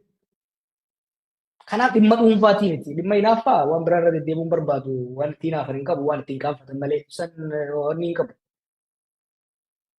Yeroo hedduu wanni irra itti dhiyaatanii maan gaafanne yaallee bar kun waan yaalame amma garuu gaafiin ka'u jiru namuu wanni hubachuu qabdan waa lamarraa eega tokko waan nama dhuunfaa fakkeessuudhaa deemtan lammaffaa gaafii ogeeyyoonni fayyaa kaasaa jiran kun gaafii biyyoolessaati, gaafii namummaadhaati, gaafii kabaja biyyaati. Biitii hayyuufiin kabanye, biitii qaroofiin hin kabanye. Ni beektan mana barnootaa keessa dabarre hundi keenya namni haakima ta'u bar daree itti barannu keessaa waliigalaan attaaqaalaa tokko hanga sadii warri ba'u barooree haakima dheedu kun hanga isaan qo'achaa turan ni beektan. qo'atanii maatrik qabxii olaanaa fidanii yuunivarsiitii seenanii yuunivarsiitii fannisanii haakima ta'anii sanboon ispeeshaalistii ta'aniiti jiran. Gaafiin isaan kaasaa jiran gaafii maallaqa qofa miti. Gaafii kabajaadhaati. Isaan akkasitti gubatanii beekumsa rabbiin kenneef hojii cimaadhaan guddisanii haakima ta'an. Kaadreen gaafa isaan qoratan hanjamaa godhaa ture. Kutaa sagaleeroo sagalirra deddeebi'aa ture. Har'a qaxxaamura aangoo qabateeti. V8 oofaa dachaa isaanii maallaqa nyaachuun hafeeti qaanyeessuu, salphisuu, tuffachuu, hidhuu, dararuu barbaada. Ilmi namaa bakka kabaja qaba. Paartii feetan deeggaraa, nama feetan deeggaraa. Mee abbaa na gaafate kanaan gaafadha. Ilmi kee akka haakima ta'uu barbaadda moo akka kaadiree ta'uu barbaadda? Ilmi kiyya dooktora jechuun bar waa'ee maallaqa waa miti. Ilmi kiyya sammuunsaa qaroodha. Jabaatee barate jettee ittiin boontaa bara. Namni bar ilmoo isaa bilineera ta'e caalaa ilmoo isaa dooktara ta'e wanni dhaadheessuu wanni himatuuf that is excellence, the symbol of excellence. Kanaaf kana gara sabaatti sin dhiibina. Gara paartiitti sin dhiibina. This is fundamentally fuuldureen biyya keenyaa beekaa fi ciccimaa isaa nama kennaa rabbii guddaa qabu. Nama kennaa san immoo dalagaadhaan guddifate kabaja isaa malu itti horuuni biyyaa fi uummata kabajuu waan taate akkasiin ilaaluun barbaachisaadha. መጨረሻ ላይ ከሀገር የወጡ ሐኪሞች ብዙ ጊዜ ያገኛቸዋለሁ። የኛ ሀገር ዜጎች የሚገርሙ ናቸው። ስታርቲንግ መጀመሪያ ሲንጋፖር ሲሄድ ወጣት ሆኜ ከዛ ጀምሮ አገኛቸዋለሁ። ትልልቅ ሆስፒታል እየሰሩ ትልልቅ ሪሰርች ሴንተር እየሰሩ ህልማቸው ሀገራቸው ተመልሰው ህዝባቸውን ማገልገል ነው። ተቸግረውም ራሱ ወጥተው ተምረው አንድ 5-10 ዓመት እኔ እንደውም ብዙ ጊዜ የምመክራቸው እንደተመረቁ መለሳለሁ ሲሉ ቆይ አትመለሱ፣ ትንሽ ቆዩና ትንሽ ገንዘብ ያዙ። ትመለሱ አይ ቲንክ ሰም ፕራይቬት አትሊስት የሆነ ፕራይቬት ፕራክቲስ ጀምሩና የራሳችሁ ኑሮ እየደገማችሁ ለአንድ ሁለት ሌሎች ሐኪሞችም እድል ትከፍቱና አትሊስት ለራሳችሁ ገቢ ብዙም ሳትጨነቁ ህዝቡን ማገልገል ትችላላችሁ የሚል ምክር ነው ብዙ ጊዜ የምነግራቸው። እና የሀገራችን ሐኪሞች በዓለም ላይ ብዙ ሐኪሞች አሉ ተመልሰው ሀገራቸውን ማገልገል ይፈልጋሉ። የመንግስት ፖሊሲ መሆን ያለበት ለሐኪሞች ብቻ ሳይሆን ለምሁራን፣ ለአዋቂዎች፣ ለኢንጂነሮቻችን፣ ለፕሮፌሰሮቻችን the best and brightest to appreciate የሚያደርግ at a minimum እኔ ሌላ ጊዜ እጁ ከሰጠኝ ተመክሮዬን ልነግርህ እችላለሁ። ማሌዥያ እንዴት እንዳደገች ማሌዥያ ሰልወል ካንትሪ በነበረችበት ወቅት ብራይት የሆኑ ልጆችን በስኮላርሺፕ ሌላ ሀገር ልከው እነኛ ልጆች 10 ዓመት ሰርተው ከዛ ተመልሰው ሀገር እንዴት እንደገነቡ ከላቲን አሜሪካ ኤግዛምፕል አንስተን እድል ከሰጠኝ አንድ ቀን በስፋት አሁን ጎስሩ ምክንያቱም ሀገር የሚገነባው ብሬን የክህሎትና የእውቀት ወደ ውጪ መሄድ የሚቆም ነገር አይደለም፣ ይሄዳል። አንደኛ ወደ ውጪ ምልካቸው ራሱ በደህና ትምህርት በደህና እውቀት እንዲሄዱ ወደ ሳውዲ ወደ ሌላ ምልካቸው በባርነት ምልካቸው፣ ምክንያቱም እውቀት አስይዘናቸው አይደለም። ኢማጂን እኛ ነርሶችና ዶክተሮችን ብንልክ ነርሶችና ዶክተሮችን መላክ የምንችለው ደግሞ ዛሬ በስራው ላይ ያሉትን ነርሶችና ዶክተሮችን ክብር ስንሰጣቸው ነው። እና ወደፊት ፊሊፒንስ እንዴት ከችግሩ እንደተላቀቀች ፊሊፒንስ የህዝብ ብዛትን እንዴት ወደ ሀብት እንደለወጠች ወደፊት የምንወያየው ይሆናል። እንግዲህ ቲንክ ብዙዎቹን ሸፍነናል። እኔ የመጨረሻ ምክር ለመንግስት ፕሊዝ ይሄንን ሰላማዊ ጥያቄ በአፋጣኝ መልስ ስጡት። በአፋጣኝ መልስ ስጡት። ሳይቃጠል በቅጠል ብለዋል። ህዝብ ውስጥ እንደምትሰሙት በጣም በጣም በጣም ሞልቶ ሊፈስ የደረሰ መካት አለ። እኛን ብሌም ከማድረግና ችግሮችን ኤክስተርናላይዝ ለማድረግ ከማድረግ ይልቅ ቅድም አንድ ስታቲስቲክስ ያቀረበው ወዳጅ አለ 100% ሹር አሁን ባለው የኢትዮጵያ ኢኮኖሚ አቅም እነዚህ ሐኪሞች ከጠየቁት በእጥፍ መክፈል የሚያስችል ኢኮኖሚያዊ አቅም አለ። ለማይረባ ነገር ማባከን ካቆምን፣ ለጦርነት አውዳሚ ጦርነት ማባከን ካቆምን የሀገራችንን ሰራተኞች በእጥፍ ደሞዛቸውን ጨምሮ ህይወታቸውን በተሻለ ደረጃ ማደራደር የሚያስችል ገቢ አለ። ይሄንን በአግባቡ መጠቀም ነው የሚያስፈልገው። ሞገስ እንዲሁም ተሳታፊዎችን አመሰግናለሁ። እኔም አመሰግናለሁ። ምናልባት ቅድም በሆኖሩም ሁለት የተጠየቀው ጥያቄ የግል ቅናት ነው፣ በጠቅላይ ሚኒስትሩ ትቀናለህ የሚል ነው። እሱን ነው የተረጎመው፣ እሱን ነው መልስ ሰጠው። ስለዚህ ሌላ አይደለም። የቅናት ጉዳይ ሳይሆን ይሄ ባቡር ሁላችንንም ይዞ ወደ ገደል ይገባል። ችግሩ ከብሔር ጋር ከሰፈር ጋር ከግለሰብ ጋር የሚያያዝ ሳይሆን አገር አቀፍ ነው፣ ሁሉን አቀፍ ነው፣ የሁሉም ችግር ነው ብሎ ነው የመለሰው ጨመቅ ስናደርግና እሱን ነው። ሌሎችንም ሌላ ጊዜ የምንመለስበት ይሆናል። በርካታ ሰዎች እየጠየቃችሁ ነው ያላችሁት። ግን ረጅም ጊዜ ነው የቆየ ነው። ከዚህ በላይ መቆየት ስለማንችል ብንቆይም ሁላችንም ስለምንደክምና እናንተንም ስለምናዳክም ስለምናሰላች በዚህ ያበቃም። ሌላ ጊዜ በሌላ መልኩ እንገናኛለን። አንድ ማስተላለፍ የምፈልገው ነገር አለ። ለመንግስት ሰዎችም በተደጋጋሚ በይፋም በውስጥም ጥሪ ስናቀርብ ነበር። ይሸሻሉ፣ አይመጡም። ከዛ ያስታድዱሃል። ለምን እንዲህ ታደርጋለህ? ለምን ታቀርባለህ? እንዴት ድምጽ ትሆናለህ? ከዛ ያው ዲጂታል ሰራዊቱን አሰማርተው አደራጅተው ይልካሉ። ጥሪ ሲቀርብላችሁ ፕላትፎርም ነው ኑ ተወያዩ ብለናል። ችግር አለ። ችግሩ የለም ካላችሁ ወይም ደግሞ አድሬስ አድርጋችሁ ከሆነ ደግሞ ወይም ደግሞ የተሻለ ሀሳብ ካላችሁ እድሉ ተሰጥቷችኋል። የመወያየት የመከራከር እድሉ ስላለ በዛ መልኩ እንድትመጡ በድጋሜ ደጋግመን እየጋበዝናችሁ መሆኑን ለመግለጽም ነው። ጀዋር ለዛሬው ለነበረን ቆይታ አንተንም በጣም አመሰግናለሁ። አድማጭ ተመልካቾችም እስካሁን ድረስ ከኛ ጋር ስለቆያችሁ መረጃም ስለምትልኩ ደውላችሁም ስለተሳተፋችሁ እያመሰገንን የዛሬውን በዚህ እናበቃለን። ነጋኖ ለነጋምቡ ለነጋቲ በዚሁ ፈጽመናል።